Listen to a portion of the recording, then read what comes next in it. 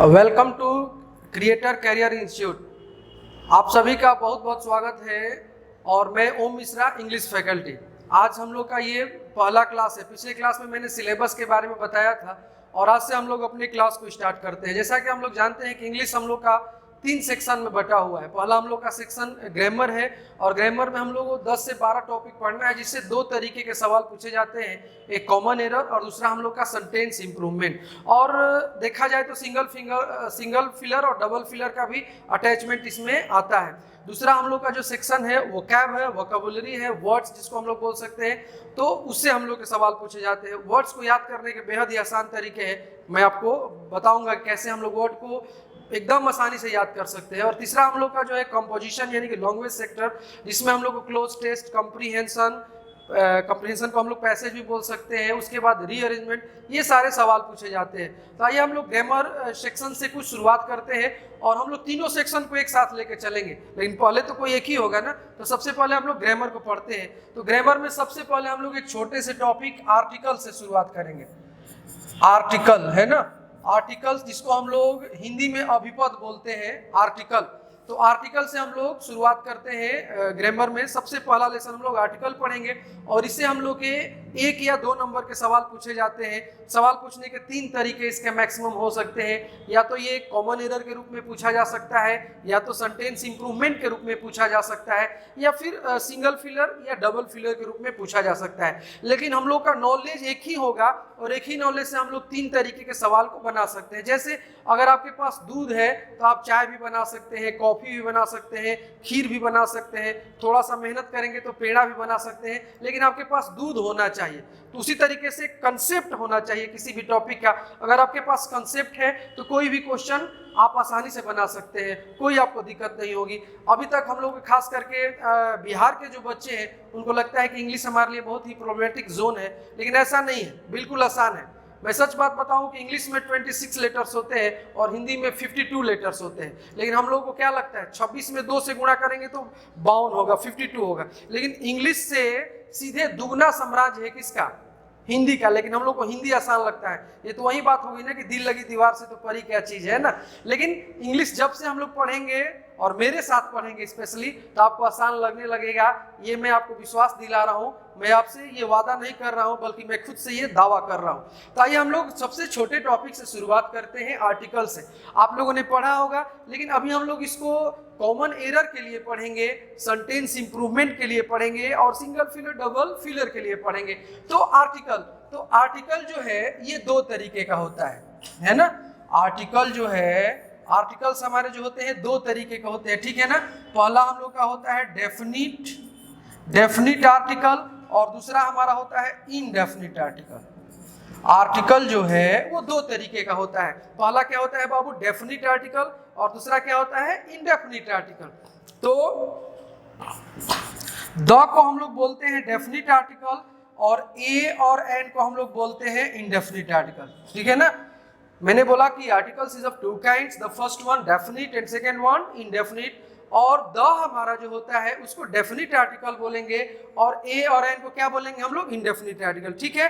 अब देखिए, ये बचपन में हम लोगों ने कई बार पढ़ा है, लेकिन हम लोग भूल जाते हैं। अभी आपसे मैं ये लिखता नहीं और मैं पूछता कि ए एन डेफिनिट होगा कि द डेफिनिट होगा, कि ए एन इनडेफिनिट होगा कि द इनडेफिनिट होगा, तो आपको एक छोटा सा वहाँ पे कंफ्यूजन होता है। लेकिन इस कंफ्यूजन को हम लोग दूर करेंगे और अभी हम लोग कोई भी चीज़ पढ़ेंगे तो ऐसे पढ़ेंगे कि वो लंबे समय तक के लिए, लंबे समय मतलब till examination, not till selection, मतलब सिलेक्शन तक आप उसको याद रखें। बाद में आप नौकरी करके सब भूल भी जाएंगे तो काम चलेगा, लेकिन नौकरी लगने तक सब कुछ, ईच एंड एवरीथिंग आपको याद होना चाहिए। तो हम लोग उस कंसेप्ट से पढ़ेंगे कि लंबे समय तक हम लोग को याद रहे। तो अभी मैंने बताया कि डेफिनिट आर्टिकल क्या है? द, और इनडेफिनिट आर्टिकल क्या है? A N. अब यहां से अगर मैं हटा के आपसे पूछूं कि डेफिनिट मतलब क्या होता है, तो आप क्या बोलेंगे? निश्चित होता है। जैसे मान लो कि अभी शादी का सीजन चल रहा है, शादी का सीजन चल रहा है ना, और पता चल जाता है। देखिए, अगर लड़की कोई शादीशुदा है तो मंगलसूत्र लटका, अगर लड़का कोई शादीशुदा है तो मुंह लटका, तो देखते ही पता चल जाएगा कौन शादीशुदा है कौन शादीशुदा नहीं है। तो जैसे शादी का भी सीजन चल रहा है और आपका कोई फ्रेंड आपको फोन कर दिया कि हेलो अरे यार 16 तारीख को मेरी शादी है, आपको आना होगा, आप आएंगे ना? तो आपने फोन पे बोला कि मैं डेफिनेट आऊंगा, डेफिनेट आऊंगा मतलब जरूर आऊंगा। तो डेफिनेट मतलब जरूर, निश्चित होता है। और डेफिनेट का ही अपोजिट वर्ड क्या है? इनडेफिनेट, यानी कि उसका मतलब क्या हो जाएगा? अनिश्चित हो जाएगा। अब देखिए यहाँ पे मैं दो स्टेटमेंट लिख रहा हूं आपको बेहतर समझाने के लिए। एक स्टेटमेंट है कि I saw the doctor, I saw the doctor, और दूसरा स्टेटमेंट है I saw a doctor, I saw a doctor. I have written here two sentences. The first one, I saw the doctor, and the second one, I saw a doctor. अब देखिए इसमें मैं आपको इस logic को develop करके दिखा रहा हूँ कि डेफिनेट इंडेफिनेट कैसे लंबे समय तक हम लोग याद रखेंगे या फिर उसके एक्चुअल मीनिंग को कैसे समझेंगे। अब देखिए I saw the doctor, तो आपको ये जानना चाहिए कि हम लोग द डॉक्टर कब बोलेंगे? जब डॉक्टर को हम लोग पहले से जानते रहेंगे, जब डॉक्टर को हम लोग पहले से जानते रहेंगे। जैसे मान लीजिए कि किसी डॉक्टर से आपने इलाज कराया था, आपके पैर में मोच लगी हुई थी, मोच समझते हैं ना आप लोग, उसको अंग्रेजी में स्प्रेन बोलते हैं, SPRAIN, स्प्रेन मतलब मोच, है ना, मोच लगना। हर एक चीज का इंग्लिश होता है। जब आप इंग्लिश बोलने सीखते हैं तो उसमें एक लेसन होता है हाउ टू अब्यूज, गाली कैसे दें। क्योंकि आप इंग्लिश पढ़ेंगे और लड़ाई झगड़ा हो जाए किसी से तो इंग्लिश में ही गाली देंगे ना जी, तो भी एक लेसन होता है। तो हर एक वर्ड का इंग्लिश होता है। तो मोच लगना का क्या होता है? स्प्रेन। मान लो कि आपके पैर में एक बार मोच लगी हुई थी और आपने एक डॉक्टर साहब से इलाज कराया था, और अभी बरसात का मौसम शुरू टाइप का हो चुका है और छत पे बरसात हुआ था और बैठ के पकौड़ी के साथ अपना चाय पी रहे थे, तभी देखे कि वही डॉक्टर साहब स्कूटर लेके जा रहे हैं। तो आपने उनको देख के बोला कि I saw the doctor. The doctor आप क्यों बोले? क्योंकि उस डॉक्टर को आप पहले से जानते हैं। जिस डॉक्टर को पहले से जानते हैं उसके लिए क्या बोलेंगे हम लोग? The doctor. अब इस डॉक्टर को बाबू आप पहले से जानते हैं, तो ये डॉक्टर आपके लिए डेफिनेट हुआ कि इनडेफिनेट हुआ? ये डॉक्टर आपके लिए क्या हुआ? डेफिनेट हुआ, है ना। इसीलिए द को हम लोग क्या बोलेंगे? क्या बोलेंगे? Definite article. दूसरा कंडीशन लेते हैं, आई सॉ अ डॉक्टर, मैंने एक डॉक्टर को देखा, लेकिन आप इसको पहले से नहीं जानते हैं। अगर पहले से जानेंगे मेरे हीरो तो उसको क्या बोलेंगे हम लोग? The doctor. लेकिन पहले से नहीं जानेंगे तो हम लोग उसको क्या बोलेंगे? अ डॉक्टर बोलेंगे। जैसे मान लीजिए कि अभी आपका कोई फ्रेंड PMCH में जो एक एडमिट था, आप उससे मिलने के लिए उससे बातचीत किए, और तभी बातचीत कर रहे थे तो कोई एक आदमी निकला व्हाइट कोट पहने हुए और स्टेथोस्कोप लिए हुए, आला जिसको बोलते हैं हम लोग बोलचाल में, वो पहन के व्हाइट कोट स्टेथोस्कोप लेके जार लगा के जा रहा था, और वो निकल गया वहां से, है ना। वो ऑपरेशन थिएटर से निकला, पहन के ड्रेस निकल गया, और आप बैठे थे बगल में, तो कोई आके आपसे पूछता है कि hello brother, did you see a doctor, क्या आपने एक डॉक्टर को देखा? तो आपने बोला कि yes I saw a doctor, हाँ मैंने एक डॉक्टर को देखा। तो आप उसके ड्रेसिंग सेंस से आपको पता चल गया कि ही इज अ डॉक्टर, वो डॉक्टर है, लेकिन आप उस डॉक्टर को पहले से जानते नहीं है, पहले से जानते नहीं है। तो पहले से नहीं जानते हैं तब आपने क्या बोला? आई सॉ अ डॉक्टर, यानी कि ऐसा डॉक्टर जिसको आप पहले से जानते नहीं है। अब बताइए, जब इस डॉक्टर को आप पहले से जानते नहीं है तो ये आपके लिए डेफिनेट हुआ कि इनडेफिनेट हुआ जी? इनडेफिनेट हुआ। बोलिए क्या हुआ? ये इनडेफिनिट हुआ। तो आज के बाद हमेशा हम लोग इस बात को याद रखेंगे कि द डेफिनिट है वो डेफिनिट आर्टिकल ऑब्जेक्ट को बतलाता है, लेकिन जो एक नहीं एन जो है वो हमारा इंडेफिनिट है, वो इंडेफिनिट ऑब्जेक्ट के बारे में, ऑब्जेक्टिव पर्सन या थिंग के बारे में बतलाता है। बोलिए बात समझ में आ रही है हम लोग को? तो जब कभी भी आप भूलने लगे कि द डेफिनिट है कि एन डेफिनिट है, क्या है, तो द डॉक्टर वाला कंसेप्ट आपको याद रखना है। द डॉक्टर यानी कि ऐसा डॉक्टर जिसको पहले से आप जानते हैं, और अ डॉक्टर मतलब ऐसा डॉक्टर जिसको पहले से आप नहीं जानते हैं। तो एक भी आपको याद रहेगा तो दोनों याद हो जाएगा, क्योंकि दो ही है। जैसे मान लो कि मेरे पास 10 रुपया है और मैं आपको 7 रुपया ऐसे दिखा रहा हूँ, और इसमें कुछ मैंने बंद कर लिया तो 3 रुपया होगा। तो अगर आपको डेफिनिट याद है तो दूसरा क्या होगा? इनडेफिनिट होगा। बात समझ में आ रही है? तो ड डॉक्टर मतलब ऐसा डॉक्टर जिसको पहले से आप जानते हैं, इसलिए द हमारा डेफिनिट को बतला रहा है। द कौन सा आर्टिकल होगा? डेफिनिट होगा। और डॉक्टर मतलब इसको आप पहले से जानते नहीं है, इसलिए और जो हमारा क्या हो जाएगा? यहाँ पे इनडेफिनिट हो जाएगा। बोलिए बात समझ में आ रही है? डॉक्टर को नहीं पहचानेंगे तभी ना बोलेंगे कि आई सॉ अ डॉक्टर। देखिए कैसे हम लोग किसी को पहचान लेते हैं, ड्रेसिंग सेंस है ना। जैसे कि ट्रेन में जाएंगे, टीटी को हम लोग कैसे पहचान लेते हैं? उसके ड्रेसिंग सेंस से, काले कोट से। हम लोग कोर्ट में जाएंगे तो एडवोकेट को कैसे पहचान लेते हैं? पहचान लेते हैं ना। और ट्रेन में आप जाएंगे और टिकट नहीं लिए हैं अगर, तो टीटी को और जल्दी आप पहचान लेंगे, है ना। ऐसा करते हैं ना हम लोग। जैसे पुलिस को हम लोग रोड पे कैसे पहचान लेते हैं, वैसा यहाँ पे वो चेहरे पे पुलिस थोड़े लिखता है, उसके ड्रेसिंग सेंस से हम लोग पहचान लेते हैं। बोलिए बात समझ में आ रही है हम लोग को?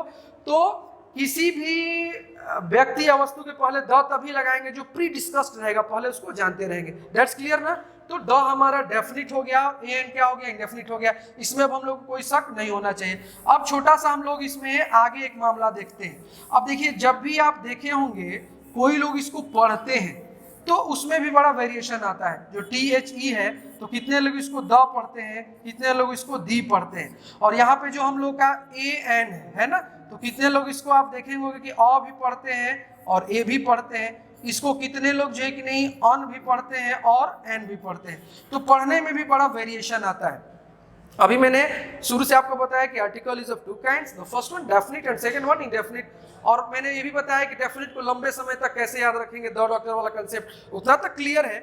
आगे की मैं आपको बात बता रहा हूँ कि when we are going to pronounciate, हम लोग जब इसको पढ़ते हैं द को या एन को, तो उसमें बड़ा वेरिएशन आप देखेंगे। कई लोग कई तरीके से पढ़ते हैं, कितने लोग इसको द पढ़ते हैं, कितने लोग इसको दी पढ़ते हैं, कितने लोग इसको अ पढ़ते हैं, ए पढ़ते हैं, या फिर अन पढ़ते हैं, या फिर एन पढ़ते हैं। तो इसको कैसे पढ़ना चाहिए, हालांकि हमारे एग्जाम में ये बात नहीं पूछा जाता है कि कैसे पढ़ना चाहिए, लेकिन जब कभी भी हम लोग इंग्लिश बोलेंगे या लिखेंगे, एक आध लाइन भी बोलेंगे या लिखेंगे, तो ये वेरी कॉमन वर्ड ही आ ही जाते हैं। तो आपको जो एक आप अगर पढ़े लिखे इंसान है तो आपका जो फोनेटिक्स है, यानी कि जो आपका कम्युनिकेशन स्किल है, वो इंप्रूव होकर निकलना चाहिए, अच्छा लगना चाहिए। तो हम लोग कैसे पढ़ेंगे, एक मिनट में देखेंगे। इसको द भी पढ़ेंगे और क्या पढ़ेंगे बाबू, दी भी पढ़ेंगे। अब देखो दोनों सही है ना। तो कैसे पढ़ना चाहिए, तो अगर कोई वर्ड जैसे मान लो कि हम लोग यहाँ पे काऊ लिखे हैं, ठीक है ना, और यहाँ पे मैंने एग लिखा है, तो अगर काऊ के पहले हम लोग THE का यूज किए हैं और या फिर एग के पहले हम लोग TH का यूज किए हैं, तो दोनों को कैसे पढ़ेंगे। तो द भी सही है, दी भी सही है, लेकिन इसका एक छोटा सा रूल है कि अगर कोई कॉन्सोनेंट है और उसके पहले THE आता है तो उसको हम लोग को द पढ़ना चाहिए, और वॉवेल है उसके पहले THE आता है तो उसको क्या पढ़ना चाहिए, दी। जैसे ई वॉवेल है तो वॉवेल के पहले THE आ गया तो उसको दी पढ़ेंगे, और कॉन्सोनेंट के पहले आएगा तो क्या पढ़ेंगे, द पढ़ेंगे।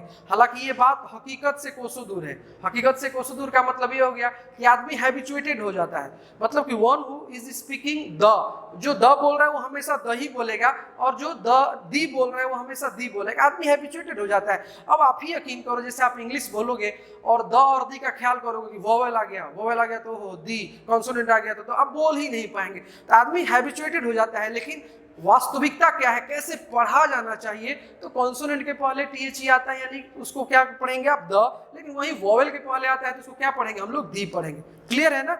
उसके बाद हम लोग जैसे यहाँ पे पढ़ेंगे दी एग और यहाँ पे द काउ, ये चीज। उसके बाद हम लोग आगे का मामला समझते हैं। देखिए AN का, तो ए को हम लोग अ भी पढ़ सकते हैं बाबू, और दूसरा हम लोग इसमें क्या पढ़ सकते हैं, हम लोग इसमें ये ए भी पढ़ सकते हैं। एन को हम लोग ऑन भी पढ़ सकते हैं, एन भी पढ़ सकते हैं। तो इसको कैसे पढ़ना चाहिए, देखिए ए और एन, ये ऑन, ये दोनों है ना, ये पढ़ने का वीक फॉर्म है। कैसा फॉर्म है, वीक फॉर्म।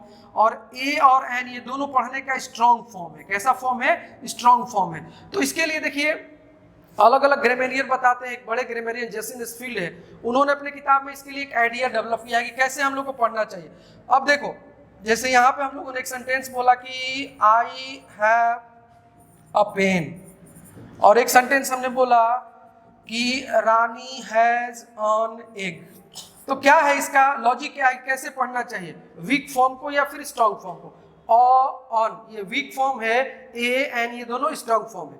देखिए तो किसी भी सेंटेंस में इस बात को ध्यान में रखेंगे, क्योंकि हम लोग इंग्लिश बोलते हैं तो ये सारे वेरी कॉमन वर्ड से आते ही आते रहते हैं। तो जब कभी आप कोई भी सेंटेंस बोलोगे और सेंटेंस के भीतर कहीं ए या एन आ जाता है तो हमेशा उसके वीक फॉर्म को पढ़ेंगे। कैसे फॉर्म को पढ़ेंगे, वीक को, यानी कि ए को अ पढ़ेंगे और एन को क्या पढ़ेंगे बाबू, अन पढ़ेंगे। जैसे आई हैव अ पेन, तो यहाँ पे अगर हम लोग ए पेन बोलेंगे तो बिल्कुल गलत है, ए नहीं बोलेंगे, क्या बोलेंगे अ, चूंकि सेंटेंस के भीतर है। तो आई हैव अ पेन, ठीक है ना। उसी तरीके से रानी हैज एन एग, नहीं, रानी हैज ऑन एग, क्या बोलेंगे हम लोग, ऑन।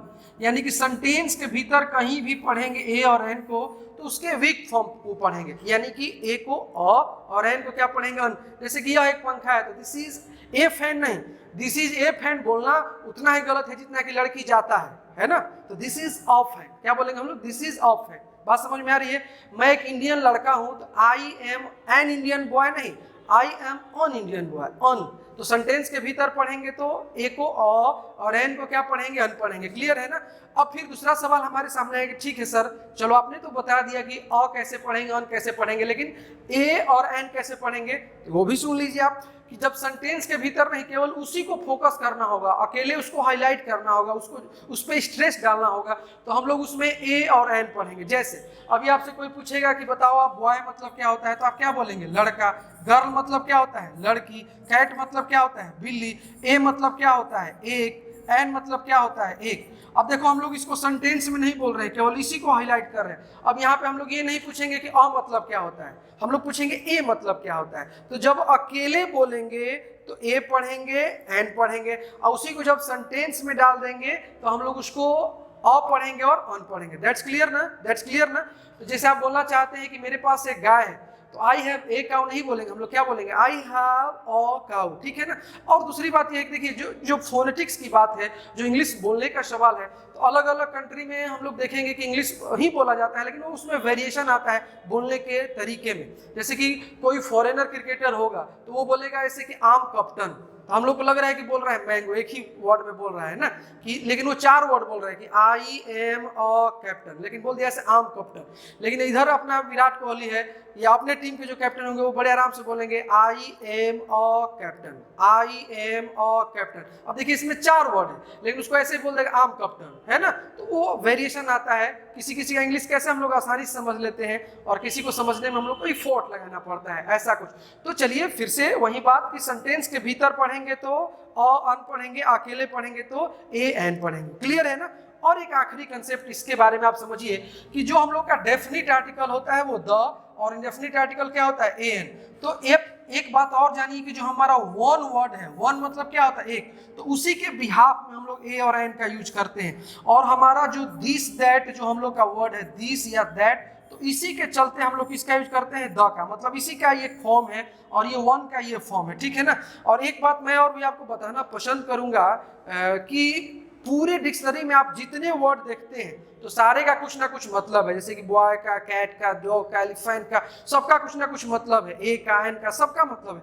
लेकिन पूरे डिक्शनरी में एकमात्र ऐसा हमारा शेर वर्ड है द, जिसका अपना कोई मतलब नहीं होता है। आप बताएंगे द मतलब क्या होता है, कुछ भी नहीं होता है। लेकिन द किसी नाउन के साथ, द किसी एडजेक्टिव के साथ आता है तो उसमें बहुत वेरिएशन आता है, उसके मीनिंग को बिल्कुल चेंज कर देता है। तो अभी तक हम लोगों ने जब ए एन द को नहीं पढ़ा है तो अभी तक हम लोग इसको बहुत हल्के में अभी तक लेते आए हुए हैं, है ना। कभी लगा दिए, कभी नहीं लगाए। टीचर भी बोल दिए कि लगेगा नहीं ना, तो हम लोग बोलते हैं कि नहीं सर छोड़ दीजिए। टीचर बोलेंगे यहाँ पे लगेगा ना, तो आप बोलेंगे हाँ सर इसमें तो लगेगा। तो ये वेरिएशन आपको खत्म करना है। एक फिक्स रहता है कि लगेगा कि नहीं लगेगा। ये सारी चीज हम लोग को क्लियरली कंसेप्ट वाइज हम लोग को पढ़ना है। तभी मैंने ए एन का थ्योरेटिकल कंसेप्ट को क्लियर किया।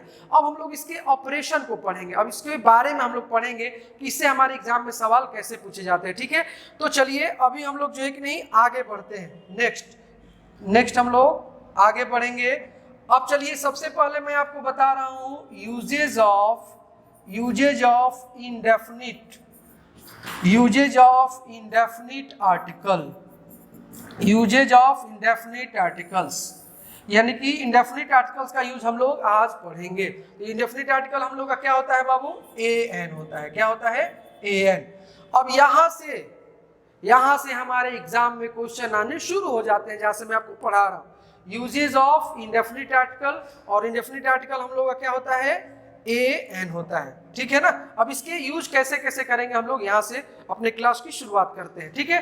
तो अब देखो एक बात हम लोग पहले इसका 2-3 बात है जो छोटा छोटा है उसको समझ लेते हैं। ए और एन दोनों का मतलब क्या होता है बाबू, एक होता है। दोनों का मतलब क्या होता है, एक। तो ए एन जब भी लगता है तो एक बात हमेशा आपको याद रखना है कि वो सिंगुलर नाउन के पहले लगेगा। किसके पहले लगेगा, सिंगुलर। क्योंकि ए एन दोनों का मतलब क्या होता है, एक होता है। तो जब एक होता है तो ये हमेशा किस नाउन के पहले लगेगा, सिंगुलर नाउन के पहले। ये तो तय है, दूसरे किसी नाउन के पहले ए एन का प्रयोग हम लोग नहीं करेंगे, ठीक है ना। बात समझ में आ रही है। तो ए एन जब भी लगेगा तो नाउन कैसा होना चाहिए, सिंगुलर। तो पहले मैं 1-2 एग्जाम्पल के माध्यम से, ठीक है ना। देखिए हमारा पढ़ाने का तरीका सिंपल है बाबू, कि पहले दिमाग में और उसके बाद कॉपी में। क्योंकि माय डियर फ्रेंड, अगर कॉपी किताब रखने से कोई तेज हो जाता तो किताब बेचने वाला यानी किताब की दुकान वाला सबसे तेज होता। उसके पास दुनिया भर का फिजिक्स का, मैथमेटिक्स का, इंग्लिश का किताब रहता है। लेकिन आपको इंग्लिश की बुक लेनी और जाकर उससे बोलेंगे कि बताइए एडजेक्टिव कितने होते हैं, हमको इंग्लिश का किताब लेना है, तो वो यही ना बोलेगा कि भैया किताब लेना है कि दिमाग खराब करना है। क्योंकि वो रखता है, बेचता है और हम लोग उसको पढ़ते हैं। तो first of all we are going to develop our mind, not our copy and books. मैंने कॉपी किताब में भरने से कोई फायदा नहीं, समझने का मतलब है। क्योंकि इसी को लेकर हम लोग एग्जाम देने जाते हैं। तो ये आपका कितना अच्छा है ये आपको सोचना है और आपको बनाना भी है, ठीक है ना। तो देखिए यहाँ समझते हैं हम लोग। जैसे मान लो कि कुछ वर्ड्स यहाँ पे, जैसे मान लो कि यहाँ पे हमारा बुक है, या फिर यहाँ पे हमारा एग है, यहाँ पे हमारा HMT वॉच है, ठीक है ना। और उसके बाद यहाँ पे हमारा मान लो कि वन आइड गर्ल है ना, वन आइड गर्ल है। यहाँ पे हमारा जो कि नहीं अम्ब्रेला है, अम्ब्रेला है। और एक हमारा वर्ड यहाँ पे क्या है, यूनिवर्सिटी है, यूनिवर्सिटी है। तो पहले मैं आपको समझा लेता हूं, अब फिर इसी रूल को मैं आपको लिखवाऊंगा। आप कोशिश कीजिए समझने का, क्योंकि अब अगर लाइव क्लास से अगर आप सामने बैठे रहते तो फिर मैं आपको क्या करता कि कुछ क्वेश्चन देता, उसके बाद आप बनाते, फिर मैं समझाता, तो आप और बेहतर समझते। क्योंकि आपके पास क्या है और क्या रिमूव करके क्या आपके पास रखना है, ये चीज आपके पास जाता। लेकिन कोई दिक्कत नहीं, हम लोग यहाँ से समझते हैं। अब जैसे कुछ वर्ड्स यहाँ पे है, बुक है, एग है, एसएमटी वॉच है, वन आइड गर्ल है, अम्ब्रेला है, और यहाँ पे क्या है, यूनिवर्सिटी है। अब इसमें हम लोग को ए एन को यूज करना है, सिंपल सा। किसका यूज करना है बाबू, ए या फिर एन का।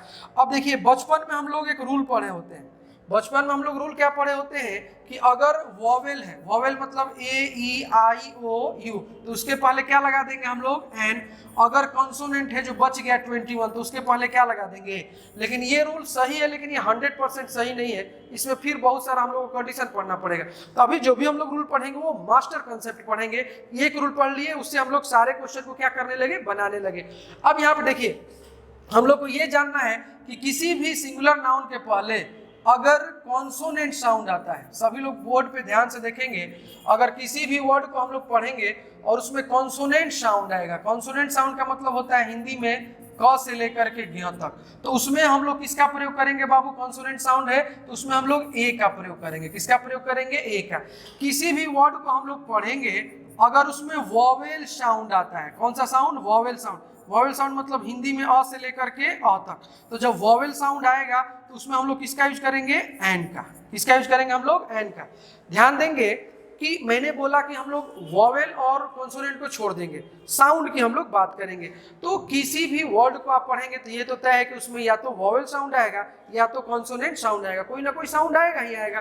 तो मैंने बोला कि किसी भी वर्ड को अगर पढ़ेंगे और उसमें अगर कॉन्सोनेंट साउंड आता है बाबू, तो उसके पहले क्या लगेगा, ए। और अगर वॉवेल साउंड आता है तो उसके पहले क्या लगेगा, एन। अब देखिए कॉन्सोनेंट मतलब क ख ग घ से शुरू होना, वॉवेल मतलब अ आई से शुरू होना। और मैं आसान लैंग्वेज करके इसको समझा दे रहा हूं कि अगर कोई भी वर्ड आप पढ़ेंगे और वो क ख ग घ में से शुरू होगा तो उसमें हम लोग क्या लगा देंगे, ए। क्या लगा देंगे हम लोग, ए लगा देंगे। लेकिन कोई भी वर्ड को पढ़ेंगे और वो अ आई से शुरू होगा, किससे शुरू होगा, अ आई से, तो उसमें हम लोग क्या लगा देंगे, हीरो, एन लगा देंगे। वेरी सिंपल है, लेकिन नाउन सिंगुलर होना चाहिए। अब देखिए जैसे यहाँ पे बुक है तो बुक में हम लोग ब देखेंगे, बुक में ब है ना, तो इसलिए कौन सा साउंड है, कॉन्सोनेंट, इसमें क्या लगेगा, ए लगेगा। एग है, एग में हम लोग पढ़ेंगे एक, तो ए आ गया, तो ए कौन सा साउंड है, वॉवेल साउंड है, तो वॉवेल साउंड है तो क्या लगेगा, एन लगेगा।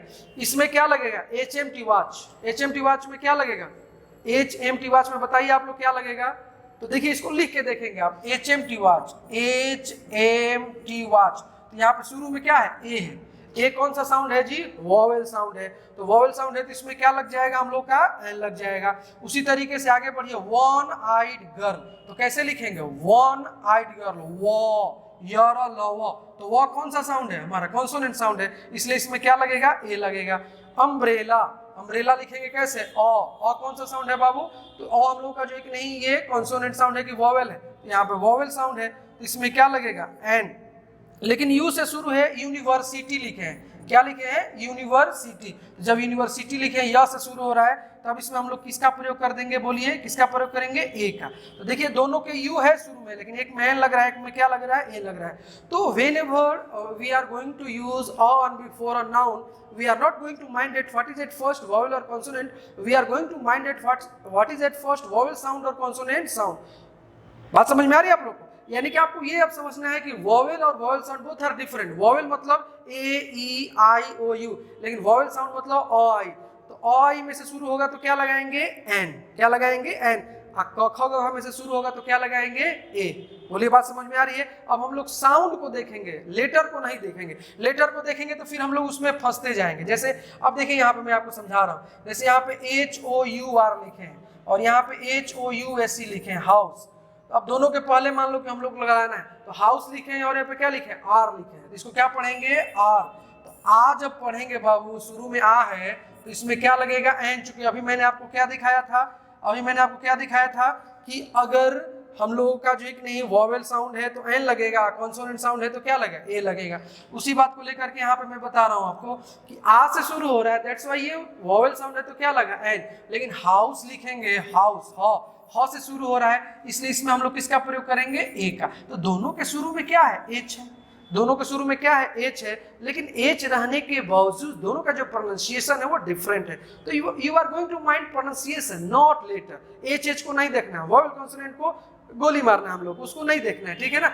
उसी तरीके से आगे जो मैं लिखा था एग्जांपल वही दिखा देता हूँ। जैसे यहाँ पे यूनिवर्सिटी है और यहाँ पे मान लो कि अम्ब्रेला है ना, दोनों में हम लोग कंपेयर करके समझेंगे। तो अम्ब्रेला के शुरू में क्या आ गया, अ आ गया तो क्या लगेगा, एन। लेकिन यूनिवर्सिटी के शुरू में क्या आ गया, य के चलते क्या लगेगा, ए। तो दोनों में यू है, तो हमको यू नहीं देखना है, इसमें एच को नहीं देखना है, उसके साउंड को देखना है। किसको देखना है, साउंड को। क्लियर है ना। अभी जो एक नहीं आप लोगों को कुछ क्वेश्चन जो एक नहीं इससे संबंधित दिया जाएगा, जिसमें आप एन लगा के अपने आप को क्लियर करेंगे कि ए लग रहा है कि एन लग रहा है, ठीक है ना। बात समझ में आ रही है। तो टोटल डिपेंडेंसी किस पे है जी, साउंड पे है। और हमारा ये भी ध्यान में रखना है कि नाउन कैसा होना चाहिए, सिंगुलर होना चाहिए। नाउन कैसा होना चाहिए, सिंगुलर, ठीक है ना। अब मैं आपको एक दो एग्जांपल और समझाता हूँ।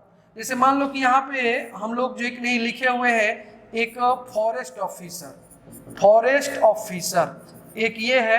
उसके बाद हम लोग लिखे हैं ऑफिसर, एक हमारा ये है। तीसरा हम लोग का यहाँ पे है क्या, इंग्लिश है। चौथा हम लोग का मान लो कि यहाँ पे गुड है। तो इसके बाद पांचवा हमारा वर्ड है यहाँ पे इंटरेस्टिंग है।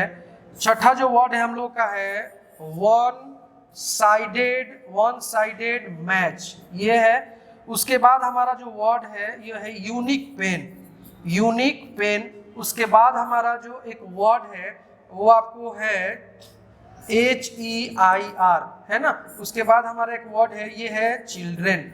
उसके बाद हमारा जो एक वर्ड है वो है टीथ।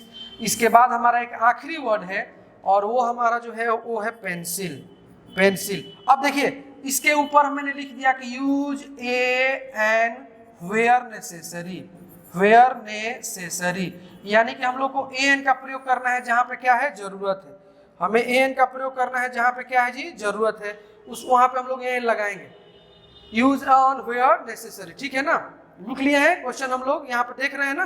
अब यूज एन वेयर नेसेसरी यानी कि ए एन का प्रयोग हम लोग को करना है जहाँ पे जरूरी है, वहाँ पे हम लोग ए एन का प्रयोग करेंगे। तो चलिए आप लोग इसको जल्दी से कंप्लीट कर लीजिए। आपको क्या लगता है कहाँ पे ए एन होना चाहिए, आप जल्दी से इसको कंप्लीट कर लीजिए। तो बताइए पहले वाले में क्या होना चाहिए हम लोग का। अब देखिए इसको समझने के लिए, इसको बनाने के लिए दो तीन बात आपके ध्यान में आना चाहिए। इधर देखिए बोर्ड पे देखिए, अभी इधर समझते हैं पहले।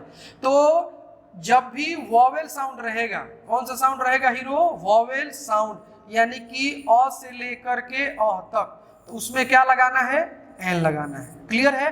अगर कॉन्सोनेंट साउंड रहेगा, कॉन्सोनेंट साउंड रहेगा, यानी कि हिंदी में अ से लेकर के नहीं, क से लेकर के ग तक, क से लेकर के ग तक, तो उसमें हम लोग किसका प्रयोग करेंगे, ए का। किसका प्रयोग करेंगे बाबू, ए का प्रयोग करेंगे। और साथ ही साथ तीसरा कंडीशन की नाउन सिंगुलर होना चाहिए। नाउन कैसा होना चाहिए, सिंगुलर नाउन। चूंकि प्लूरल में आप ही बताइए हम लोग क्या बोलते हैं कि एक लड़की आ रही है कि एक लड़कियां आ रही है, ए एन का मतलब एक होता है। तो ए एन जब भी लगाएंगे तो नाउन कैसा होना चाहिए, सिंगुलर। ये हमेशा फिक्स कर लीजिए कि नाउन सिंगुलर चाहिए, दूसरा कुछ भी रहेगा तो एन का प्रयोग हम लोग नहीं करेंगे। जैसे यहाँ पे देखो बाबू, समझो एक बात, यहाँ पे बुक है तो बुक सिंगुलर है तो इसके पहले क्या लगेगा, ए लगेगा। यहाँ पे एग है, एग सिंगुलर है तो इसके पहले क्या लगेगा, एन लगेगा। लेकिन अगर बुक्स लिखा रहेगा तो बुक्स के पहले एन का प्रयोग नहीं होगा, क्योंकि ए एन का मतलब होता है एक, और ये ए जब भी लगेगा तो noun must B singular form. तो नाउन कैसा होना चाहिए, सिंगुलर होना चाहिए। अब बताइए प्लूरल है, आप ही बताइए कैसे बोलते हैं, मेरे पास एक किताब है कि मेरे पास एक किताबें हैं, ऐसा तो नहीं बोलते हम लोग। तो ए एन जब भी लगेगा तो नाउन कैसा होना चाहिए, सिंगुलर। सिंगुलर रहेगा तभी ए एन लगेगा, बाकी किसी में भी नहीं लगेगा।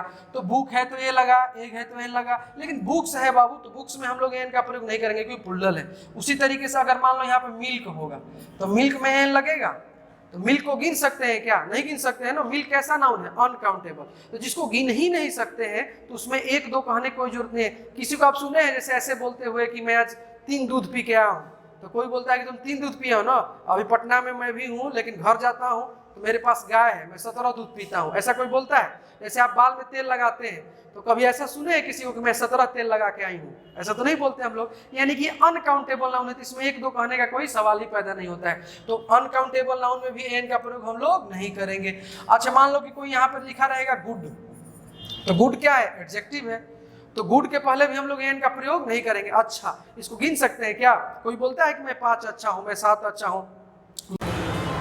चलिए, तो अभी हम लोग देखें कि ये कंसेप्ट हम लोगों ने देख लिया। अब इस कंसेप्ट से जुड़े हुए कुछ क्वेश्चंस है, इसको आपको बताना है, ठीक है ना? मैंने 3 बात आपको बताया है और 3 बातों से आधारित ये क्वेश्चन है। क्या क्या 3 बात बताया, मैं फिर से आपको रिमाइंड करना पसंद करूंगा।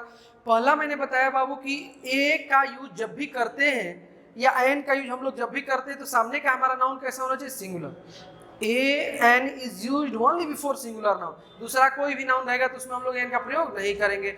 दूसरी बात कि अगर कॉन्सोनेंट साउंड है, क ख ग शुरू है तो ए लगाइए, अगर वोवेल साउंड है अ शुरू है तो उसमें क्या लगा देंगे हम लोग? एन लगा देंगे। अब देखिए आप लोग यहाँ पे जैसे फॉरेस्ट ऑफिसर लिखे हैं तो ये सिंगुलर है, तो फॉरेस्ट में शुरू में क्या आ गया? फ। फॉरेस्ट के शुरू में क्या आ गया हम लोग का? फ।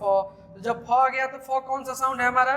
फ हमारा कॉन्सोनेंट साउंड है, तो क्या लगेगा? ए लगेगा। उसके बाद ऑफिसर, ऑफिसर में अ से शुरू हो रहा है तो क्या लगेगा? एन लगेगा। इंग्लिश, अब देखिए इंग्लिश जो है वो एक, जैसे इंग्लिश बुक बोलते हैं या इंग्लिश पोएट बोलते हैं तो इंग्लिश एडजेक्टिव है, तो इंग्लिश में हम लोग एन का प्रयोग नहीं करेंगे। गुड, तो गुड को हम लोग गिन नहीं सकते हैं, ये एडजेक्टिव है, तो जब गिन नहीं सकते हैं और एक नहीं है तो उसमें एन का प्रयोग बिल्कुल हम लोग नहीं करेंगे। ऊपर लिखे है ना कि यूज एन वेयर नेसेसरी, यानी एन का प्रयोग कीजिए जहाँ पे जरूरत है, जहाँ पे नहीं जरूरत है नहीं लगाना है। उसके बाद इंटरेस्टिंग लिखें, जैसे इंटरेस्टिंग भी क्या है? एडजेक्टिव है। जैसे इंटरेस्टिंग बुक, इंटरेस्टिंग मूवी, तो इंटरेस्टिंग अकेले है तो इसमें हम लोग एन का प्रयोग नहीं करेंगे। उसके बाद वन साइडेड मैच, तो मैच सिंगुलर है तो वो आ रहा है, शुरू में क्या रहा है? वो, इसके चलते हम लोग क्या लगा देंगे हम लोग बाबू? इसमें क्या लगा देंगे?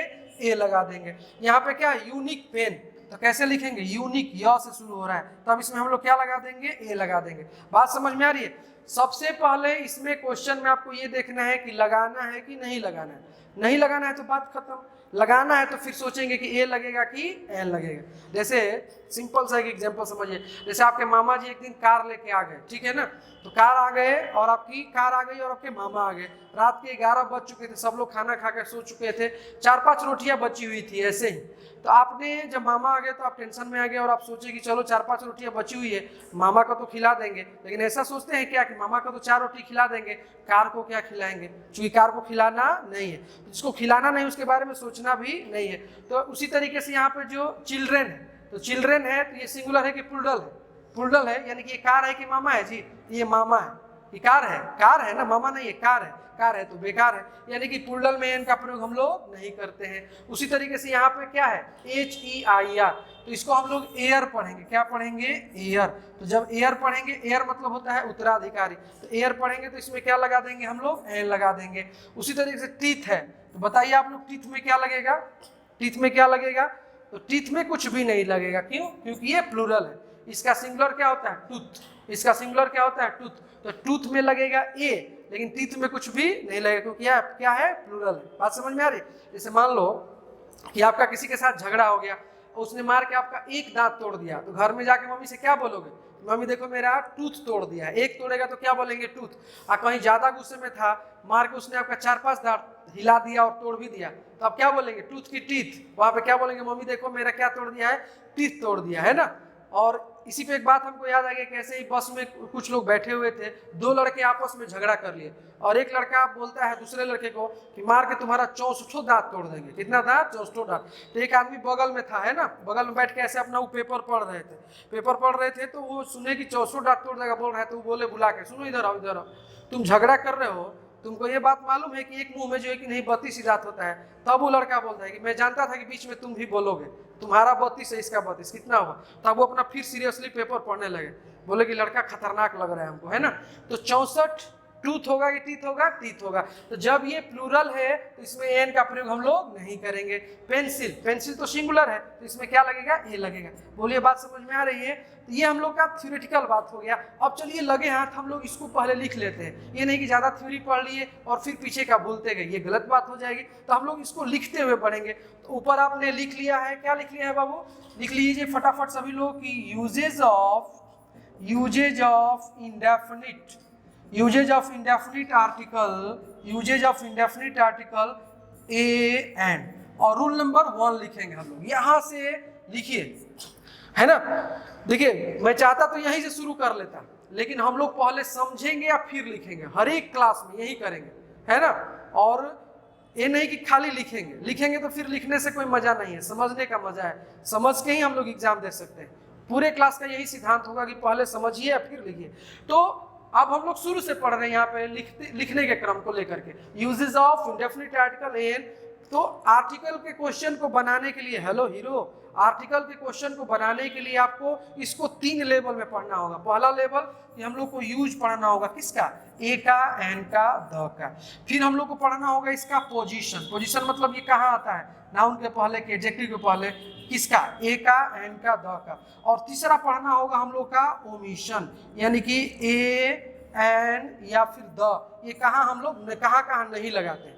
तीनों चीज को जब पढ़ेंगे मेरे भाई तभी आपसे सवाल बनेगा, नहीं तो एक भी सवाल आपसे बनने वाला नहीं है। तो हम लोग फर्स्ट स्टेप में है कि यूज पढ़ रहे हैं हम लोग, ए का, एन का, और आगे द का भी पढ़ेंगे, क्योंकि अभी हम लोग इंडेफिनिट को लेकर चल रहे हैं, ठीक है ना। तो आइए शुरू से हम लोग समझते हैं। और यहाँ पे अगर आप नहीं समझते हैं तो दुनिया के किसी कोने में नहीं समझेंगे, ये मैं दावे के साथ बोल सकता हूँ।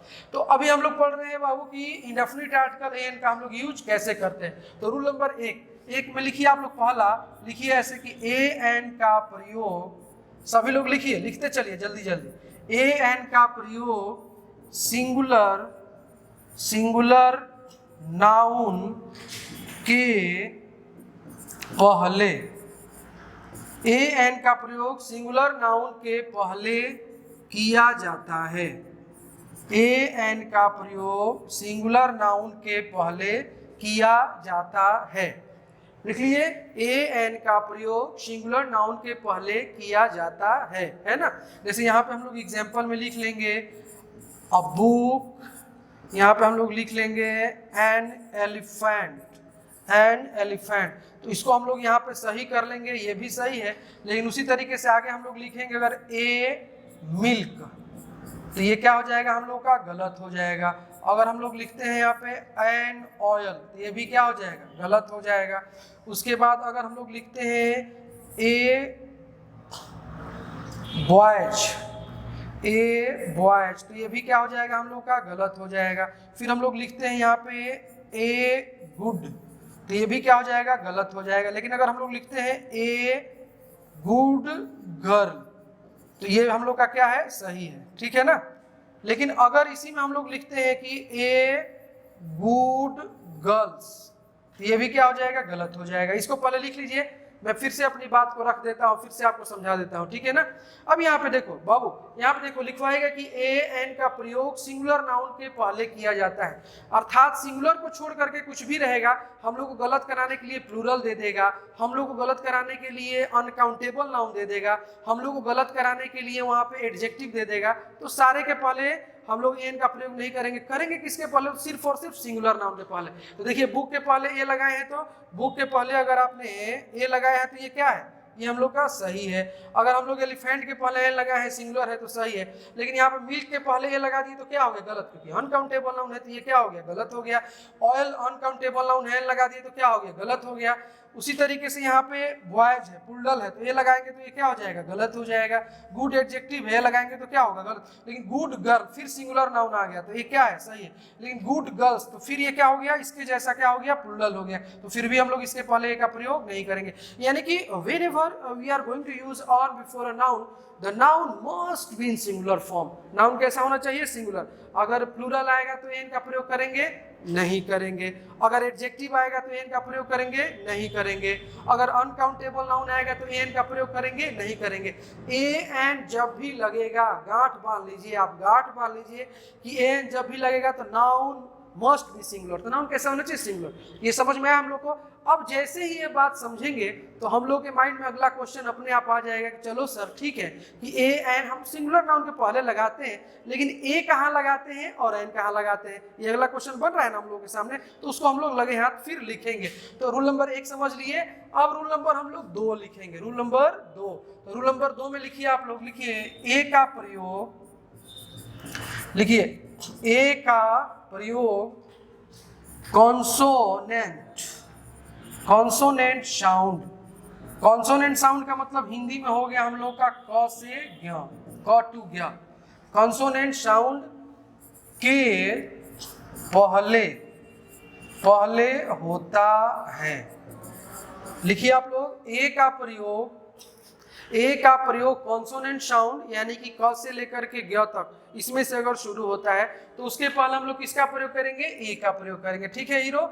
जैसे यहाँ पे हम लोग लिखेंगे ए टीचर, ए टीचर, या फिर हम लोग लिखेंगे ए यूनिवर्सिटी, यूनिवर्सिटी, है ना। लिख लीजिए, दो दो एग्जाम्पल लिखते चलेंगे।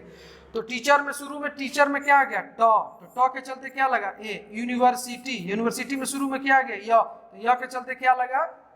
ए लगा। अब यू को नहीं देखेंगे, टी को नहीं देखेंगे, यू टू देखेंगे तो फिर फंस जाएंगे। रूल पहले वाला जो था उसको गोली मारिए, हटाइए।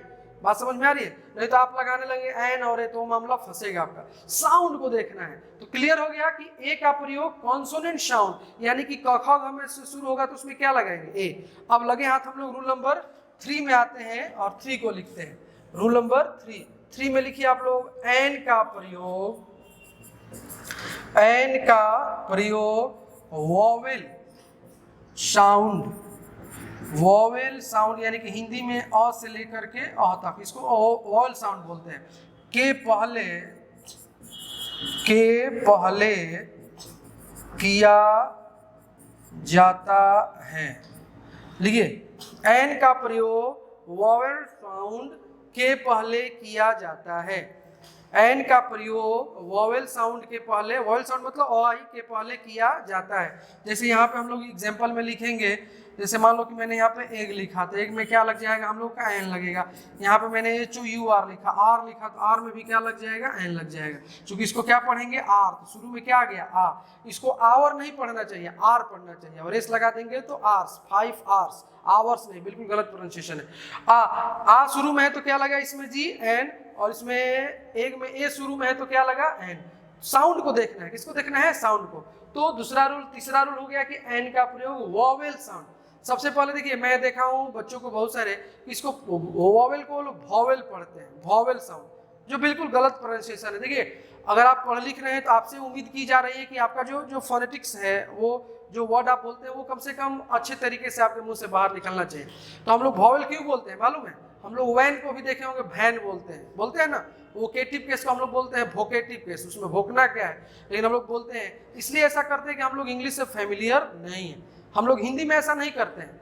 जैसे कि इसमें व को हम लोग भ बोल रहे हैं ना, वॉवेल नहीं वॉवेल बोलते हैं, लेकिन हिंदी में कभी आप ऐसा नहीं करते हैं, क्योंकि आप हिंदी से फेमिलियर है। जैसे आपके पापा के कोई फ्रेंड है और वो एडवोकेट है, वकील है, सुबह सुबह चाय पीने के जुगाड़ में आपके घर पे चले आए, तो आप कभी ऐसा बोलते हैं क्या कि पापा पापा नीचे आइए ना, वकील साहब आए? कभी बोलते हैं? वकील को वकील बोलते हैं? नहीं बोलते हैं। लेकिन वॉवेल को हम लोग वॉवेल जरूर बोलते हैं, बिल्कुल गलत है। इसके साथ छेड़छाड़ बर्दाश्त नहीं किया जाएगा। तो वॉवेल बोलेंगे, क्या बोलेंगे आप लोग? वॉवेल बोलेंगे। तो वॉवेल साउंड रहेगा तो उसके पहले क्या लगा देंगे? एन। कॉन्सोनेंट साउंड रहेगा तो उसके पहले क्या लगा देंगे? ए। बशर्ते कि नाउन कैसा होना चाहिए? सिंगुलर। नाउन कैसा होना चाहिए? सिंगुलर। गांठ बांध लिया आप लोग, यही 3 इसका बेसिक रूल है। अब हम लोग जो पढ़ेंगे इसके एडवांस रूल को पढ़ेंगे। बात समझ में आ रही है? तो रूल नंबर 3 के बाद सीधे हम लोग रूल नंबर 4 की तरफ रुख करेंगे। रूल नंबर यहाँ पे 4 लिखिए आप लोग। लिखिए एन का प्रयोग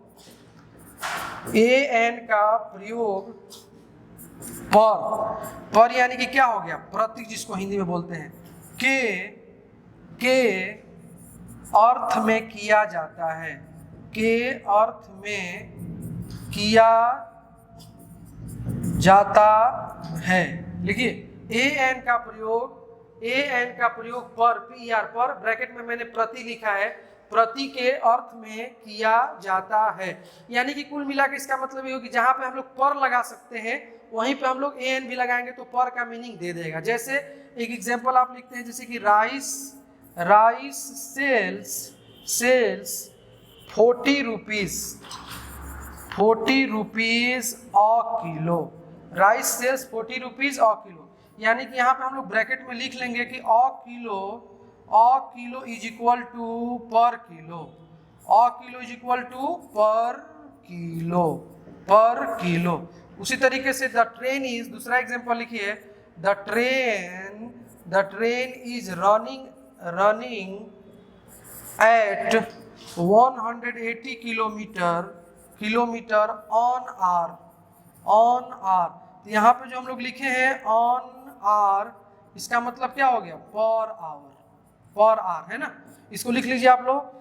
अब इसको हम लोग थोड़ा सा समझते हैं, लिख लिए होंगे आप लोग। तो यहाँ पे ये बोला गया, देखिए अभी तक हम लोग जानते थे कि एन मतलब एक होता है, लेकिन एन के और भी बहुत सारे यूज है, बहुत सारा उसमें वेरिएशंस है, उसको हम लोग समझते हैं। रूल नंबर 4 से हम लोग का जो ये है एडवांस रूल है, और कुछ भी बेसिक एडवांस नहीं है। अगर आप बढ़िया समझते हैं तो वही आपके लिए आसान है ना। देखिए कोई चीज आसान तरीका से समझेंगे तो आसान लगेगा ही लगेगा। जैसे बचपन में आप लोग क ख ग पढ़ते हैं ना, तो ये जो छ है, ये छ लिखने किसी बच्चे को सिखाइएगा तो उसमें बहुत समय लेता है, 2-3 दिन लेगा, और फिर भी लड़का ऐसे टेढ़ा मेढ़ा सीखता है ना। ये छ वो सीख ही नहीं पाता है। लेकिन इस छ को अगर उसको ऐसे सिखाएंगे, ये तो छ वो पहले से लिखने जानता है, छ छ ज झ वाला, और उसको ऐसे सिखाएंगे इसी में ऐसे, देखिए छ हमारा बन भी जा रहा है और कोई टेढ़ा मेढ़ा नहीं हो रहा है, कितना बढ़िया बन रहा है।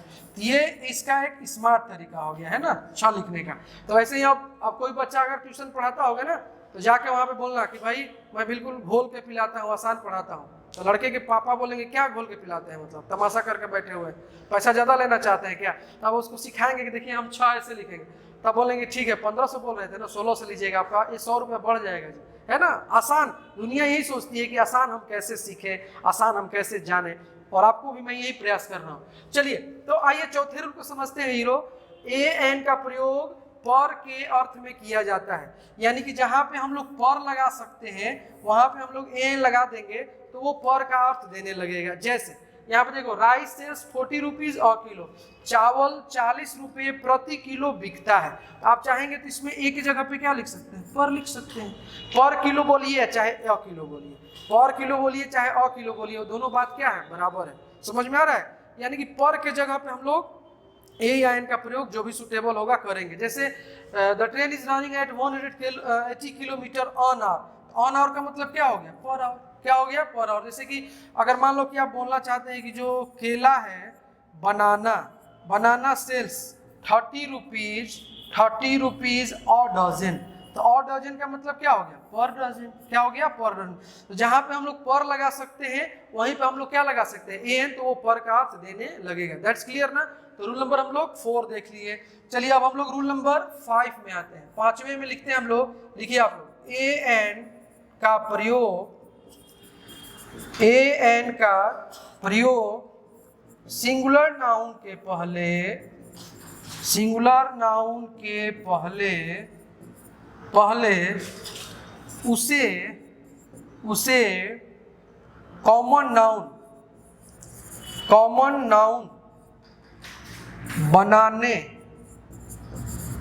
उसे कॉमन नाउन बनाने के लिए भी किया जाता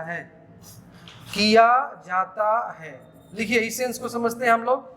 लिखिए a an is used before a singular noun to make it common noun. इसका मतलब ये हो गया कि ए एन का प्रयोग सिंगुलर नाउन के पहले उसे कॉमन नाउन बनाने के लिए भी किया जाता है। हमेशा नहीं, कभी कभी ऐसी स्थिति होती है, उस स्थिति को समझना है। क्योंकि देखिए हम लोग अभी पढ़ रहे हैं ऑब्जेक्टिव क्वेश्चन बनाने का तरीका, लेकिन ऑब्जेक्टिव क्वेश्चन बनाने के लिए आपका नॉलेज का जो लेवल होना चाहिए वो कैसा होना चाहिए, सब्जेक्टिव होना चाहिए। कैसा होना चाहिए, सब्जेक्टिव, है ना। जैसे कोई मूवी आप देखते हैं तो शुरू से लेकर लास्ट तक आप मूवी देख लेंगे, तो कोई पूछेगा कि लास्ट वाला गाना में हीरो किस कलर का ड्रेस पहना था, तो आप फट से बता देंगे सर ब्लू पहना था या व्हाइट पहना था। लेकिन आप आधा घंटा देखे हो बाबू, और फिर कोई पूछ देगा कि लास्ट वाला गाना में, तो आप तो नहीं बता पाएंगे जो इधर ही देखे। तो ऑब्जेक्टिव क्वेश्चन बनाने के लिए नॉलेज का जो लेवल है वो क्या होना चाहिए, सब्जेक्टिव होना चाहिए। ठीक है ना। तो चलिए आते हैं हम लोग अपने विषय वस्तु से जुड़ते हैं। यहाँ पे तो लिखवाएगा कि एन का प्रयोग सिंगुलर नाउन के पहले उसे कॉमन नाउन बनाने के लिए भी किया जाता है। यहाँ से आपको थोड़ा सा दिमाग लगाना पड़ेगा, समझना पड़ेगा। अब यहाँ पे देखिए, जैसे कि एग्जाम्पल है A cow gives milk। अब यहाँ पे आपको ये समझना है कि जो a cow हम लोग लिखे हैं ना, a cow, इस a cow का मतलब क्या हो जाएगा, all the cows मतलब उसके पूरे जाति का बोध कराने लगा। देखो समझो, a cow gives milk। जैसे आप मान लो गाय के बारे में कोई लेक्चर दे रहा है और उसने बोला कि आप लोग तो जानते हैं बाबू कि एक गाय दूध देती है। तो इसका मतलब क्या, कि एक ही गाय दूध देती है, बाकी सीधे दही देती है, कुछ कुछ ऐसी भी है कि रसगुल्ला तक दे रही है, ऐसा तो नहीं मतलब हो गया। जैसे कोई बोलता है कि आप तो जानते हैं कि एक गाय दूध देती है, तो एक गाय मतलब सभी गाय, उसके पूरे जाति का बोध हो रहा है। जब पूरे जाति का बोध हो जाएगा तो उसको कौन से नाउन में रख लेंगे, कॉमन नाउन में रख लेंगे हम लोग। तो अ काउ गिव्स मिल्क, यहाँ पे अ काउ मतलब ऑल द काउज, बात समझ में आ रही है। उसी तरीके से अगर आप लिखते हैं कि A bird has wings, a bird has wings, यहाँ पे जो हम लोग लिखे हैं a bird का मतलब क्या हो गया, all the birds, all the क्या हो गया, ऑल द बर्ड्स, यानी कि सभी चिड़िया के बारे में बोल रहे हैं। जैसे कि कोई बर्ड के बारे में लेक्चर डिलीवर कर रहा है और उसने बोर्ड पे आके सामने आपके स्टेज पे बोला कि you know better a bird has wings, कि एक चिड़िया को पंख होता है। इसका मतलब क्या कि एक ही चिड़िया को पंख होता है और बाकी मशीन लगा के उड़ती है, ऐसा नहीं ना बोल रहे हैं हम लोग। एक चिड़िया मतलब सभी चिड़िया। उसी तरीके से कोई बोलता है कि an elephant has a trunk, an elephant has a trunk, एक हाथी को सूंड होता है। इसका मतलब सभी हाथी को बोल रहे हैं, ऐसा नहीं कि एक हाथी को सूंड होता है और बाकी प्लास्टिक का लगा कैसे चलता है, ऐसा तो नहीं बोल रहे हम लोग। तो एक बोलने का मतलब उसके पूरे जाति का बोध हो रहा है। वही लिखवाएगा कि एन का प्रयोग सिंगुलर नाउन के पहले कॉमन नाउन बनाने के लिए, उसके पूरे जाति का बोध कराने के लिए होता है। बोलिए बात समझ में आ रही है। अब इस चीज को हम लोग और भी बढ़िया समझते हैं। ये एग्जाम्पल आप लिख लिए, a cow gives milk, a bird has wings. अब इस एग्जाम्पल को और मैं आपको क्लियरली कर समझा देता हूं। जैसे देखो दो सेंटेंस है बाबू, एक है कि अ काउ गिव्स मिल्क, समझने की बात है, खुद आप समझ जाएंगे। और दूसरा है कि आई हैव अ काउ, मेरे पास एक गाय है। देखो दो, अ काउ गिव्स मिल्क और आई हैव अ काउ, ठीक है ना। उसी तरीके से मैंने लिखा था कि अ बर्ड हैज विंग्स, एक चिड़िया को पंख होता है। और एक हम लोग लिख लेंगे कि there is a bird in this cage. Cage मतलब क्या होता है, पिंजरा होता है। अब देखो समझो आप लोग, अ काउ इसमें भी है, सभी लोग देखेंगे, इसको समझना है। अ काउ यहाँ पे भी है, अ काउ यहाँ पे भी है, अ बर्ड यहाँ पे भी है और अ बर्ड हम लोग को यहाँ पे भी है। लेकिन मीनिंग में जमीन आसमान का अंतर है। मीनिंग को समझिए आप लोग। यहाँ पे है कि अ काउ गिव्स मिल्क, एक गाय दूध देती है। यहाँ पे एक गाय मतलब एक ही गाय नहीं बल्कि सभी गाय, बात समझ में आ रही है। उसके बाद आई हैव अ काउ, जैसे कोई बोलेगा कि भाई पहले आप 3-4 गाय रखा करते थे, अभी आपके पास गाय है कि नहीं है, तो आपने बोला कि नहीं, आई हैव अ काउ, मेरे पास आजकल एक ही गाय है। तो वहां पे आप बोलना चाहते हैं कि मेरे पास 2, 3, 4, 5 गाय नहीं है, कितनी गाय, एक गाय। यहाँ पे एक काउ मतलब वन काउ, एक काउ मतलब वन काउ, लेकिन यहाँ पे एक काउ मतलब ऑल द काउज। दोनों में अंतर समझ में आ रहा है। अब देखिए, अ बर्ड हैज विंग्स, एक चिड़िया को पंख होता है, मतलब सारे चिड़िया को। यहाँ पे ए बर्ड मतलब ऑल द बर्ड्स। लेकिन there is a bird in this cage, जैसे इस पिंजड़ा में एक चिड़िया है, तो कितनी चिड़िया है, एक है, 2-3 नहीं है। तो यहाँ पे ए बर्ड का मतलब क्या हो गया, वन बर्ड। समझ में आ गया, समझ में आ रहा है हम लोग को। जैसे बोलेंगे mister Rana has an elephant, mister Rana has an elephant, यानी कि मिस्टर राणा के पास एक क्या है, हाथी है। तो वहाँ पे एक हाथी मतलब एक हाथी है, 2-3 नहीं है। लेकिन अगर आप बोलते हैं कि an elephant has a trunk, एक हाथी को सूंड होता है, मतलब एक ही हाथी नहीं, सभी हाथी। समझ में आया। तो ए एन का प्रयोग कभी कभी सिंगुलर नाउन के पहले करते हैं हम लोग, क्या करने के लिए, उसको कॉमन नाउन बनाने के लिए। क्लियर है ना। चलो वेरी गुड। उसके बाद हम लोग 5 के बाद रूल नंबर 6 लिखेंगे। रूल नंबर 6 को लिखिए आप लोग, लिखिए ए एन का प्रयोग प्रॉपर नाउन के पहले, प्रॉपर नाउन के पहले भी किया जाता है जब उसके क्वालिटी से तुलना यानी कि कंपेयर, क्वालिटी से कंपेयर, तुलना किया जाए, जब उसके क्वालिटी से कंपेयर किया जाए। देखिए ये सब एडवांस रूल है जी, ये सारे के सारे हम लोग के एडवांस रूल है। इसको नहीं समझेंगे तो फिर हम लोग क्वेश्चन नहीं बनाएंगे। हम लोग यही सब समझना है। वो सब हम लोग जो पीछे बोले वो जानते भी थे, ये सब हम लोग को सीखना है। देखिए ए एन का प्रयोग प्रॉपर नाउन के पहले, प्रॉपर नाउन समझते हैं आप लोग, नाउन समझते हैं ना। देखिए प्रॉपर नाउन, कॉमन नाउन, दोनों में समझिए पहले एक बात। कॉमन नाउन मतलब उसके पूरे जाति का बोल, जैसे कि बोलते हैं बॉय, तो कौन सा बॉय ये पता नहीं है, सारे लड़कों को बोल रहे थे, ये हमारा कॉमन नाउन हो गया। अब बॉय में नाम पकड़ेंगे अमित, तो अमित क्या हो जाएगा, प्रॉपर नाउन। जैसे आप बोलते हैं कंट्री, तो कंट्री हम लोग का कौन सा नाउन हो जाएगा, कॉमन नाउन। लेकिन कंट्री में आप नाम बोलेंगे इंडिया, तो इंडिया क्या हो जाएगा हम लोग का, प्रॉपर नाउन। ठीक है ना। तो आपको ये मैं बता दूं कि प्रॉपर नाउन के पहले हम लोग एन का प्रयोग नहीं करते। जैसे यहाँ पे मान लो बुक है, सब लोग ध्यान से देखना, तो बुक में क्या लगाओगे, ए, यहाँ पे एग है तो एग में क्या लगाओगे, एन। लेकिन यहाँ पे रहेगा मोहन, तो मोहन में हम लोग एन का प्रयोग नहीं करेंगे। हम लोग आगे पढ़ेंगे भी कि generally article is not used before proper noun, यानी कि प्रॉपर नाउन के पहले आर्टिकल नहीं लगता है। खास करके एन की हम लोग बात कर रहे हैं अभी कि प्रॉपर नाउन के पहले एन का प्रयोग नहीं होता है। लेकिन पूरे ग्रामर में 2 जगहों में प्रॉपर नाउन के पहले भी एन लगता है। पहला जगह अभी हम लोग पढ़ रहे हैं और दूसरा एक आगे हम लोग पढ़ेंगे। तो 6 में क्या लिखा गया कि एन का प्रयोग प्रॉपर नाउन के पहले भी किया जाता है जब उसके क्वालिटी से तुलना की जाए। जब उसके किससे तुलना की जाए बाबू, क्वालिटी से। जब उसके क्वालिटी से हम लोग तुलना करेंगे तब। जैसे एग्जाम्पल में आप लिखिए, एग्जाम्पल में लिखिए आप लोग कि Ravi is a Virat Kohli of our team. Ravi is a Virat Kohli of our team. और यहाँ पे जो हम लोग लिखे हैं ब्रैकेट में लिख लेंगे, और विराट कोहली का मतलब हो गया plays like Virat Kohli, plays like Virat Kohli. लिख लीजिए आप लोग, Ravi is a Virat Kohli of our team.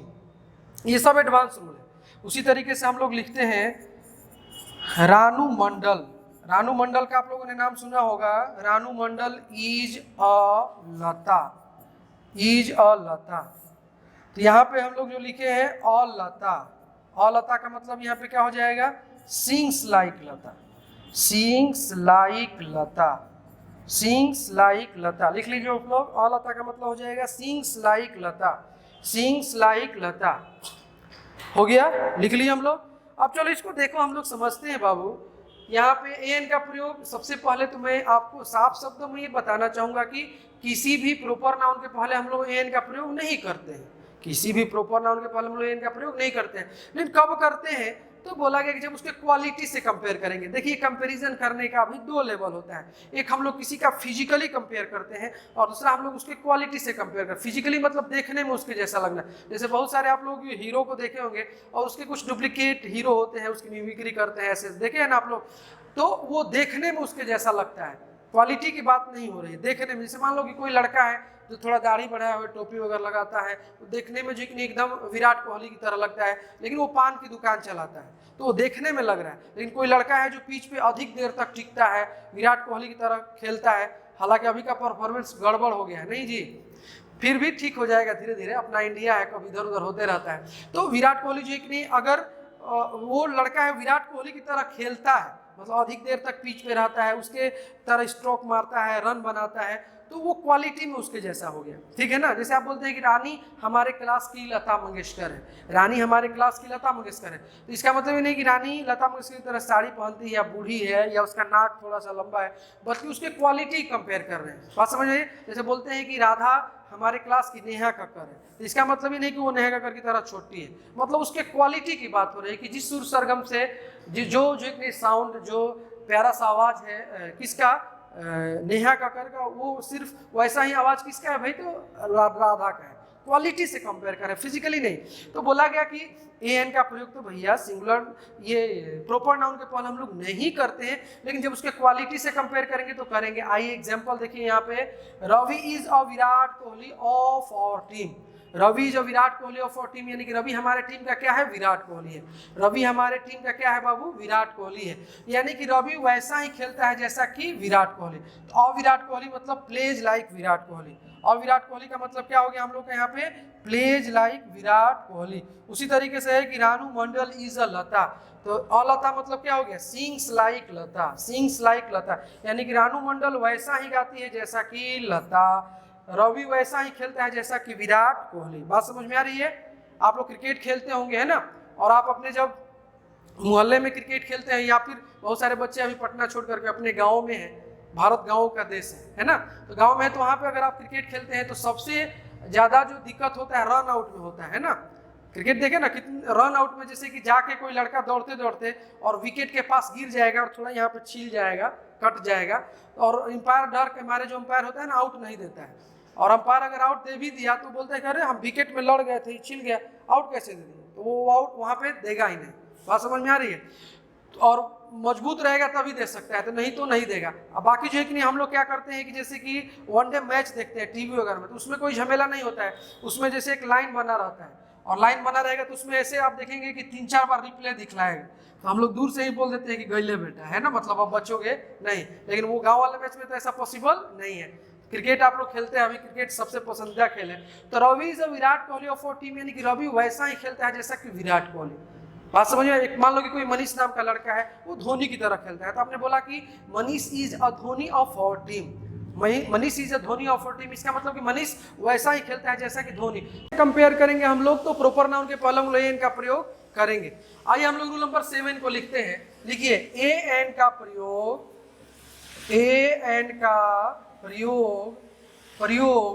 Proper noun के पहले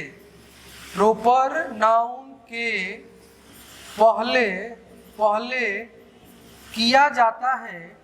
ए एन का प्रयोग प्रोपर नाउन के पहले किया जाता है जब स्पीकर मतलब समझ पाएंगे हम लोग, बोलने वाला, जब स्पीकर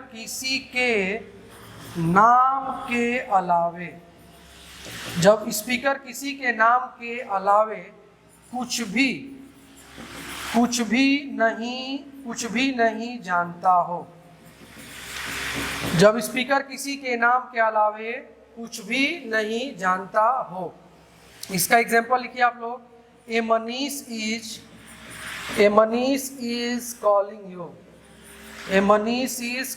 यू। यहाँ पे जो हम लोग लिखे हैं ना ए मनीष, तो ए मनीष मतलब यहाँ पे क्या हो गया, कोई मनीष। इसका हिंदी मतलब हम लोग निकाल लेंगे, कोई मनीष। या फिर दूसरा हम लोग एग्जांपल लिखेंगे, लिखिए आप लोग कि this letter has been written by Amit मतलब कोई अमित या किसी अमित, है ना। एन अमित का मतलब हो जाएगा कोई अमित या किसी अमित। अब चलिए इसको समझते हैं। देखिए, ए एन आप लोगों ने जो पहले पढ़ा है और अभी हम लोग जो पढ़ रहे हैं, दोनों में बहुत ज्यादा अंतर है। तो अभी मैंने आपको ये बताया कि ए एन का प्रयोग प्रोपर नाउन के पहले नहीं करते हैं। सबसे पहले तो ये बात हम लोग को जानना है। अब हम लोग पढ़ेंगे जब ओमिशन ऑफ आर्टिकल, तो उसमें साफ शब्दों में मैं लिखवाऊंगा कि generally a an is not used before proper noun. लेकिन पूरे ग्रामर में 2 जगहों में हम लोग प्रोपर नाउन के पहले भी ए एन का प्रयोग करते हैं। प्रोपर नाउन समझा दिए थे आपको, जैसे बॉय बोलेंगे तो कॉमन नाउन, बॉय में नाम पकड़ेंगे रोहित, तो ये क्या हो जाएगा, प्रोपर नाउन, है ना। गर्ल बोलेंगे तो कॉमन नाउन, गर्ल का नाम पकड़ेंगे राधा, तो ये प्रोपर नाउन। कंट्री बोलेंगे देश, मतलब कोई भी देश, तो कॉमन नाउन। इंडिया बोलेंगे तो क्या हो जाएगा हम लोग का, प्रॉपर नाउन हो जाएगा, ठीक है ना। तो प्रॉपर नाउन के पहले एक तो देख लिए कि इसके पहले हम लोग जो देखे थे रूल नंबर, हम लोग क्या देखे थे, ये 6 में देखे थे कि प्रॉपर नाउन के पहले एन का प्रयोग करते हैं कब, जब उसके क्वालिटी से कंपेयर किया जाएगा। किससे कंपेयर किया जाएगा, क्वालिटी से कंपेयर करेंगे तब। जैसे हम लोग एग्जांपल लिखे थे कि रवि हमारे टीम का विराट कोहली है, अर्थात रवि वैसा ही खेलता है जैसा कि विराट कोहली। उसी तरीके से रानू मंडल इज अ लता, यानी कि रानू मंडल वैसा ही गाती है जैसे कि लता। फिजिकली कंपेयर कर नहीं कर रहे हैं, क्वालिटी से कंपेयर कर रहे हैं, ठीक है ना। जैसे इसमें हम लोग और हजारों एग्जांपल ले सकते हैं। 2 लिखने का मतलब नहीं कि 2 ही है, ठीक है ना। और भी एकदम हम लोग समझेंगे, चूंकि ये नया कंसेप्ट है आपके लिए। जैसे मान लीजिए कि आप किसी अपने फ्रेंड के घर पे गए, ठीक है ना, तो फ्रेंड आपको अपने पापा से मिलवाया, बोला कि देखो ये मेरे पापा है। तो उसके पापा एकदम दुबले पतले थे, है ना। तो उसका दोस्त बोला कि यार एकदम पापा को नहीं खाना पीना दे रहे हो क्या तुम लोग, दुबले पतले हो गए। तो बोले कि नहीं पापा अभी पहले ठीक ठाक थे, लेकिन शादी हो गया तो शादी के बाद टेंशन में रहने लगे, है ना। तुम समझते हो यार कि शादी के बाद आदमी टेंशन में रहता है, तो पापा दुबले हो गए। चलो अंकल से भी मिलवाते हैं, अपने चाचा से मिलवाते हैं। तो जा रहे थे तो रास्ते में पूछा कि चाचा भी तो ऐसे होंगे। बोला कि ना भाई, my uncle is a Dara Singh. क्या बोला वो, कि my uncle is a Dara Singh. इसका मतलब कि my uncle is as strong as Dara Singh. Dara Singh तो कब का मर चुके हैं, लेकिन मेरे अंकल उतने मजबूत है जितना कि दारा सिंह। तो हम लोग फिजिकली कंपेयर नहीं कर रहे हैं कि दारा सिंह का मुंह ऐसे था फूला हुआ, तो अंकल का भी हम लोग उसके क्वालिटी से कंपेयर कर रहे हैं। दैट्स कंप्लीटेड ना। आइए हम लोग नेक्स्ट रूल को देखते हैं बाबू, कि ए एन का प्रयोग फिर प्रॉपर नाउन के पहले किया जाता है कब। तो इसको समझिए, जब स्पीकर किसी के नाम के अलावे कुछ भी नहीं जानता हो। जब स्पीकर किसी के नाम के अलावे कुछ भी नहीं जानता हो। जब स्पीकर किसी के नाम के अलावे कुछ भी नहीं जानता हो। अब यहाँ पे देखिए, ये बिल्कुल मॉडर्न ग्रामर का कंसेप्ट है और इससे हम लोग के जनरल कंपटीशन में सवाल पूछे जाते हैं, तो इसको समझते हैं हम लोग, ठीक है ना। अब यहाँ पे हम लोग लिखे हैं कि ए मनीष इज कॉलिंग यू। पहले कंसेप्ट को लेते हैं। जैसे मान लीजिए कि मैं आपके साथ क्लास करा रहा हूँ और कोई मनीष नाम का आदमी हमसे मिलने के लिए आया, तो बाहर कोई जो ऑफिस में बैठते हैं उन्होंने बात किया कि सर आपका क्या नाम है, तो उन्होंने बता दिया कि सर मेरा नाम मनीष है, जाके सर से बोलिए कि मैं मिलना चाहता हूँ। अब वो जो लड़का ऑफिस का स्टाफ है इंग्लिश में आके यहाँ से बोलता है कि sir A Manish is calling you, यानी कि कोई मनीष है जो आपको बुला रहे हैं। अब देखिए, अगर वो मनीष को मान लो कि वो पहले से जानता और मनीष को मैं भी पहले से जानता, तो वहाँ पे हम लोग जनरली ये नहीं लगाते, हम लोग सिंपल ऐसे बोलते हैं कि sir Manish is calling you, या BK sir is calling you, Mohan is calling you. ऐसे हम लोग जिसको जानते हैं उसको ऐसे बोलेंगे।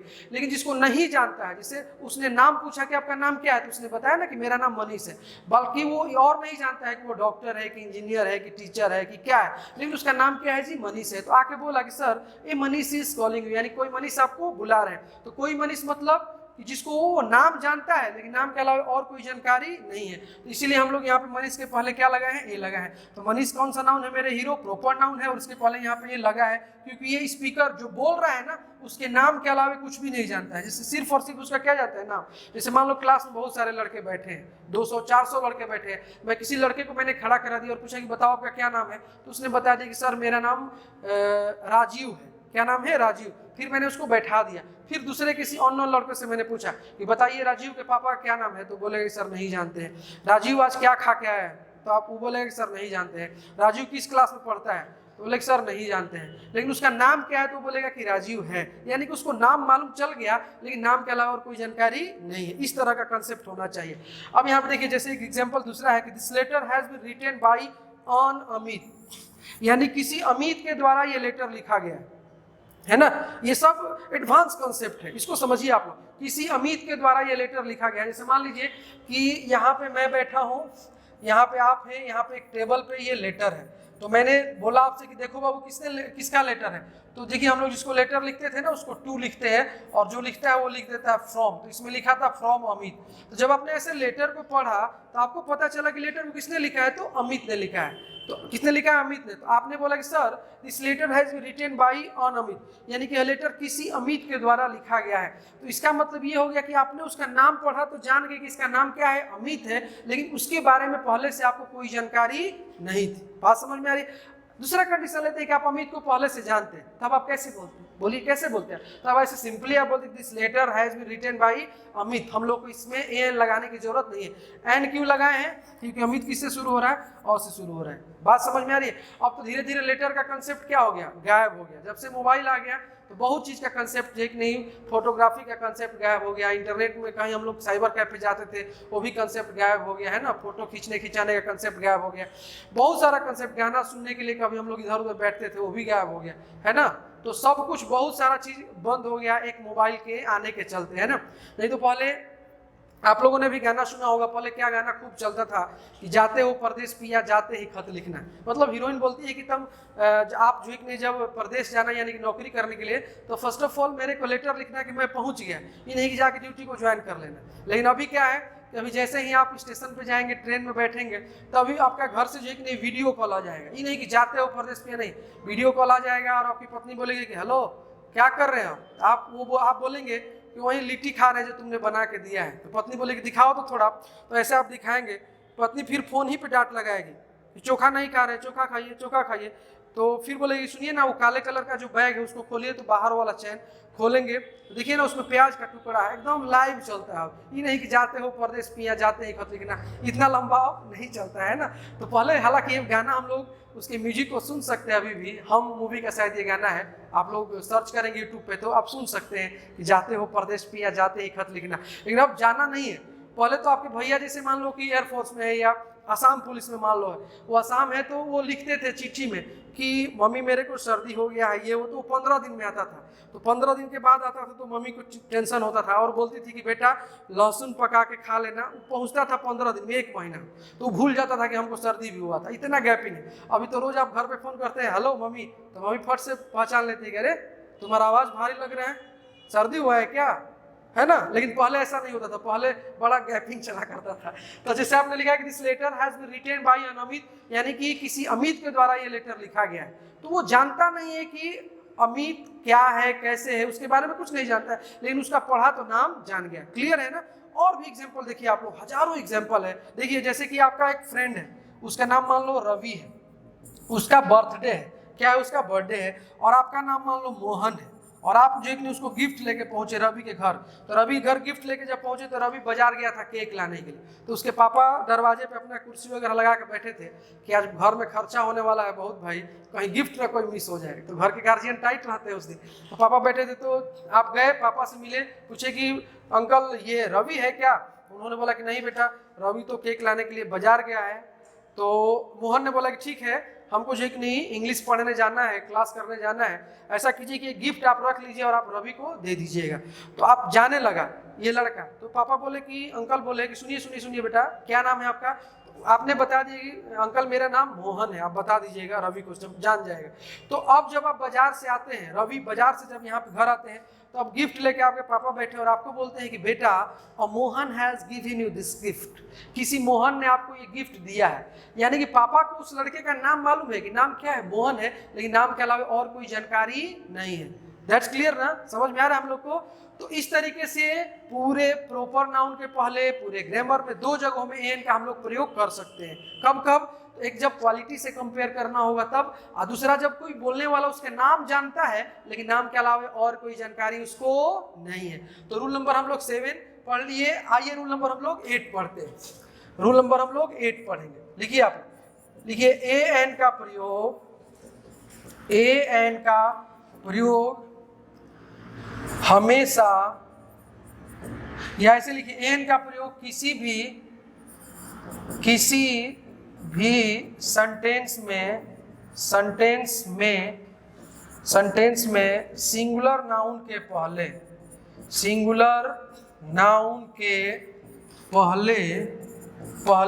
किया जाता है।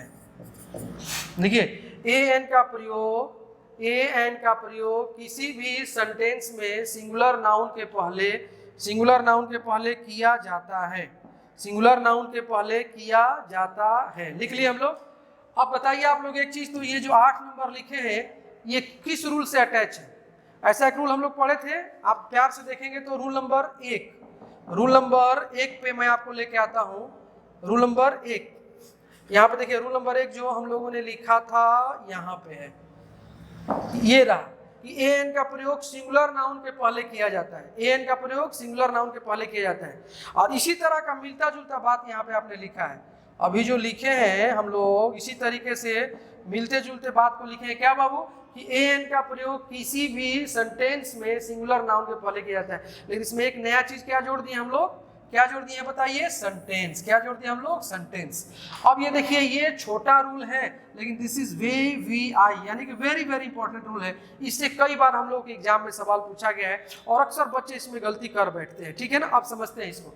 अब जैसे देखिए हिंदी में समझाते हैं आपको, पहले मामला क्या है। जैसे आप एक सेंटेंस लिखते हो कि मेरे पास किताब है।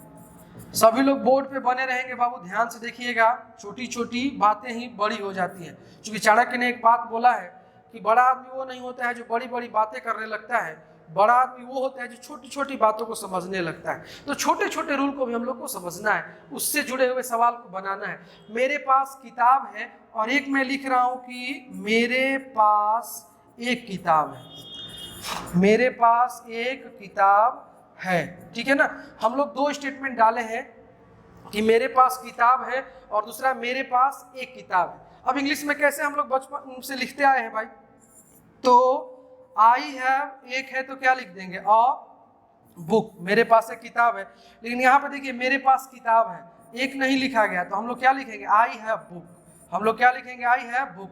तो ये हम लोग का ग्रामर बोलता है कि बिल्कुल गलत है और ये क्या है, सही है।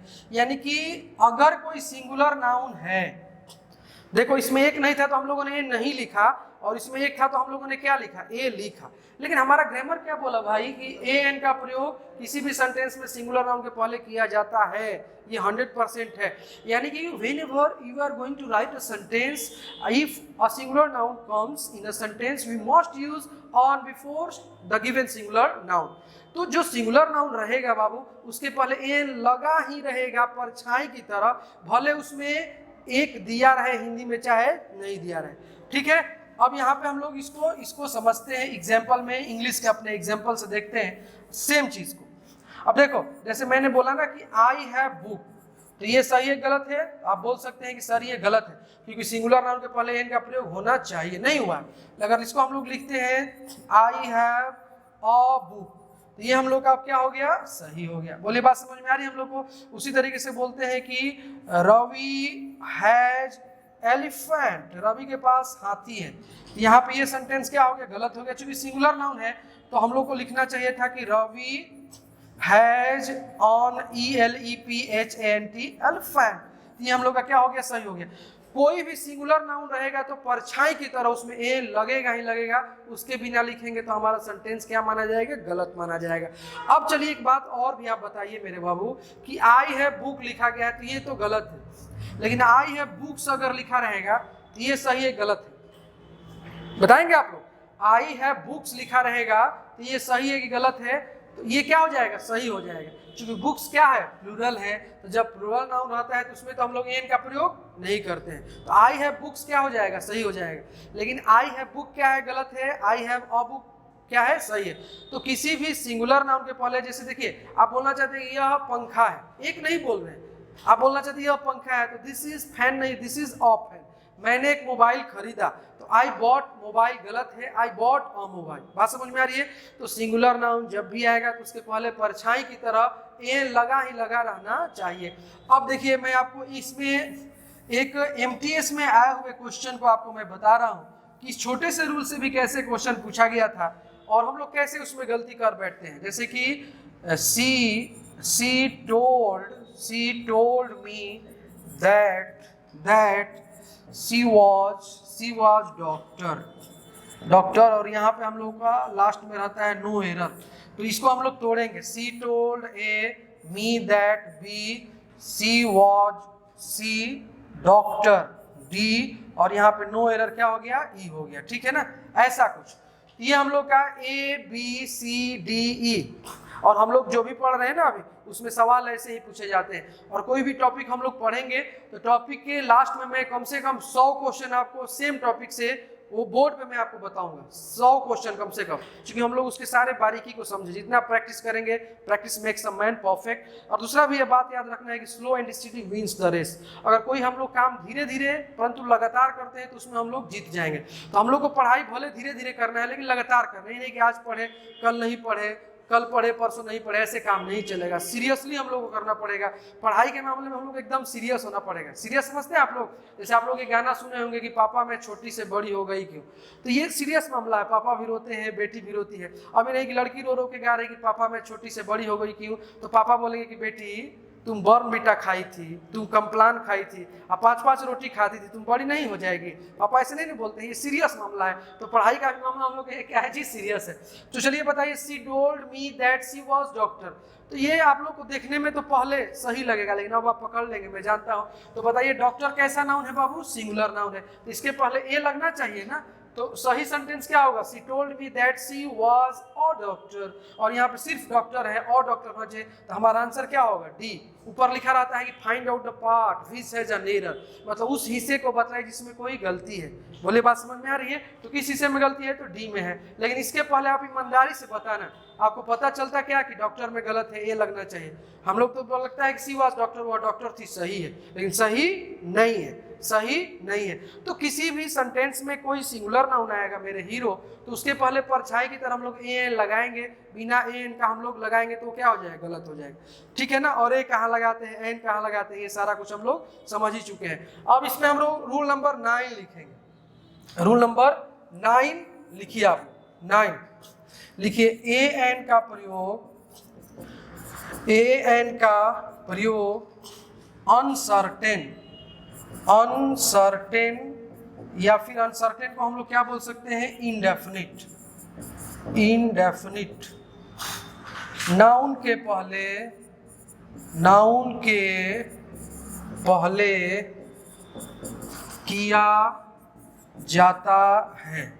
लिखिए, ए एन का प्रयोग अनसर्टेन यानी कि इंडेफिनिट नाउन के पहले किया जाता है। आइए मैं आपको शुरू वाले एग्जाम्पल की तरफ फिर से लेके चलूंगा। आई सॉ अ डॉक्टर, इसका मतलब ऐसा हो गया कि ऐसा डॉक्टर जिसको जिसको पहले से नहीं जानते हैं, जिसको पहले से नहीं जानते हैं ना। उसके बाद दूसरा हम लोग ले लेंगे एग्जाम्पल क्या, बॉय इज प्लेइंग। अब बॉय इज प्लेइंग, जैसे आप छत पे खड़े हैं और कोई लड़का खेल रहा है, उसको आप जानते नहीं है, तो आपने बोला कि अब बॉय इज प्लेइंग, मतलब कोई लड़का खेल रहा है, मतलब कि ऐसा लड़का, ऐसा बॉय जिसको पहले से नहीं जानते हैं। अब यही देखिए, अगर इसी में हम लोग द लगा देंगे तो आई सॉ द डॉक्टर, मतलब ऐसा डॉक्टर जिसको पहले से जानते हैं। द बॉय इज प्लेइंग, मतलब ऐसा लड़का जिसको पहले से जानते हैं। ये हम लोग द पढ़ेंगे तो देखेंगे। तो कोई भी नाउन अगर इंडेफिनिट होता है, मतलब पहली बार अगर आपके सामने आता है, तो उसमें हम लोग को ए एन का प्रयोग करना चाहिए, जो यहाँ पे लिखवाया गया है। बात समझ में आ रही है? जल्दी तो आप लोग लिख लीजिए, इसको जल्दी से लिखिए। तो अभी हम लोगों ने सफलतापूर्वक ए एन का प्रयोग सीख लिया है। ए एन के हम लोगों ने 9 प्रयोग को सीखा। जनरली हम लोग 1-2 पहले वाले जानते थे, बाकी नहीं जानते थे। धीरे धीरे हम लोग सीखे और हम लोग का कंसेप्ट एकदम क्लियर हो गया है। अब देखिए, कुछ क्वेश्चन मैं आपको बता रहा हूँ इसी माध्यम से, जो भी अपने रूल पढ़ा, तो रूल पढ़ने से मतलब है कि क्वेश्चन आना चाहिए। जैसे कि आपके पास गाड़ी है और चलाने ही नहीं आएगा, तो फिर गाड़ी रखने कोई मतलब नहीं है। तो क्या हम लोग क्वेश्चन बना पाते हैं? क्वेश्चन पे हम अपनी पकड़ बना पाते हैं? ये पकड़ बनाना बहुत ही बेहद ही जरूरी है। तो हम लोगों ने सारे रूल्स को पढ़ लिया, किसका? ए और एन का। अब हम लोग द को पढ़ने वाले हैं। द को अभी तुरंत हम लोग स्टार्ट कर लेंगे, लेकिन एक आध क्वेश्चन आपके सामने मैं रख रहा हूँ कि आप जो पढ़े, जैसे चाय में मैंने चीनी डाला तो मैं एक बार चेक करूंगा ना कि मीठा हुआ कि नहीं हुआ। अब देखिए, जैसे कि ये क्वेश्चन यहाँ पे हम लेते हैं, जैसे कि एक देखिए क्वेश्चन यहाँ पे है कि do you know who has opened a almirah. अलमीरा मतलब अलमारी, ALMIRAH, अलमीरा, है ना। और यहाँ पे हम लोग डू यू नो ए करेंगे, हु हैज ओपेंड बी करेंगे, अलमीरा सी करेंगे, और यहाँ पे हम लोग नो एरर करेंगे। नो एरर क्या कर देंगे हम लोग? यहाँ पे डी कर देंगे। अब देखिए बाबू, आपने पढ़ लिया है, लेकिन आप जब पढ़ लिए तो क्वेश्चन ऐसे पूछा जाएगा। आंसर बताइए, आंसर क्या होना चाहिए? Do you know who has opened a almirah, C B ए, और यहाँ पे क्या है? डी है। तो क्या इसका आंसर होगा? आंसर में हम लोग को क्या पूछता है कि find out the part which has an error, मतलब उस हिस्से को बताइए जिसमें कोई गलत है ना। देखिए, कॉमन एरर का जो क्वेश्चन है, कॉमन एरर का क्वेश्चन कैसा होता है बाबू? जैसे कैसे आप चावल खाते हैं, मान लो तो चावल आप एक बार खाए, दूसरे बार खाए, तीसरे बार खाए, चौथे बार खाए तो कोई पत्थर का टुकड़ा, पेबल अंग्रेजी में उसको बोलते हैं, पत्थर का टुकड़ा आ गया, तो आप खाते हैं कि रोक देते हैं? रोक देते हैं। तो आपको लगता है कि यहाँ पे एरर है, यहाँ पे गलती है, कुछ गड़बड़ है, लेकिन वही चावल आप अपने भैंस को दीजिए, वही पत्थर का टुकड़ा उसमें डाल दीजिए, तो भैंस ऐसे बोलेगी क्या शाम में दूध नहीं देंगे, आजकल बहुत तुम पत्थर डाल रहे हो, भैंस को तो पता नहीं चलेगा। तो वैसे ही मेरे हीरो, कॉमन एरर बनाने में आप आदमी भी हो सकते हैं और आप अपना भैंस भी हो सकते हैं। अगर रूल मालूम है तो आदमी की तरह ट्रीट करेंगे, और नहीं रूल मालूम रहेगा तो कॉमन एरर, जनरल एरर नहीं। ऐसा कोई क्वेश्चन नहीं आता है कि यू इज माई फ्रेंड, तब आप बोलेंगे सर यू के साथ इज थोड़े लगता है, आर लगता है, तो ये जनरल एरर हो गया, ये सबको पता चल जाएगा। लेकिन कॉमन एरर मतलब देखने में लगता है कि सही है, लेकिन उसमें कहीं ना कहीं एरर है। अब देखिए, तो सिंपल सा है कि do you know who has opened a almirah. अब बताइए, इसको अलमीरा कैसे लिखेंगे? अलमीरा अ से शुरू हो रहा है, अ कौन सा साउंड है? वॉवेल साउंड है। तो वॉवेल साउंड में क्या लगता है? एन लगता है ना, और इसमें क्या लगा है? ए लगा है। ए लगा है, इसके चलते ये क्या हो गया? क्या हो गया बोलिए? ये गलत हो गया। तो हमारा आंसर क्या हो जाएगा? सी। जो गलत है वही सही है, जो गलत है वही सही है। बात समझ में आ रही है हम लोग को? उसके बाद एक और बताइए तो आप लोग, my brother is a writer and my father is a editor. My brother is a writer and my B father is C a editor D. और एक यहाँ पे हम लोग का हो जाएगा नो एरर। नो एरर क्या हो गया हमारा? ई हो गया। माई ब्रदर इज अ राइटर, मेरा जो भाई है ना वो एक राइटर है। And my father is a editor, और मेरे जो फादर है वो क्या है, एडिटर है।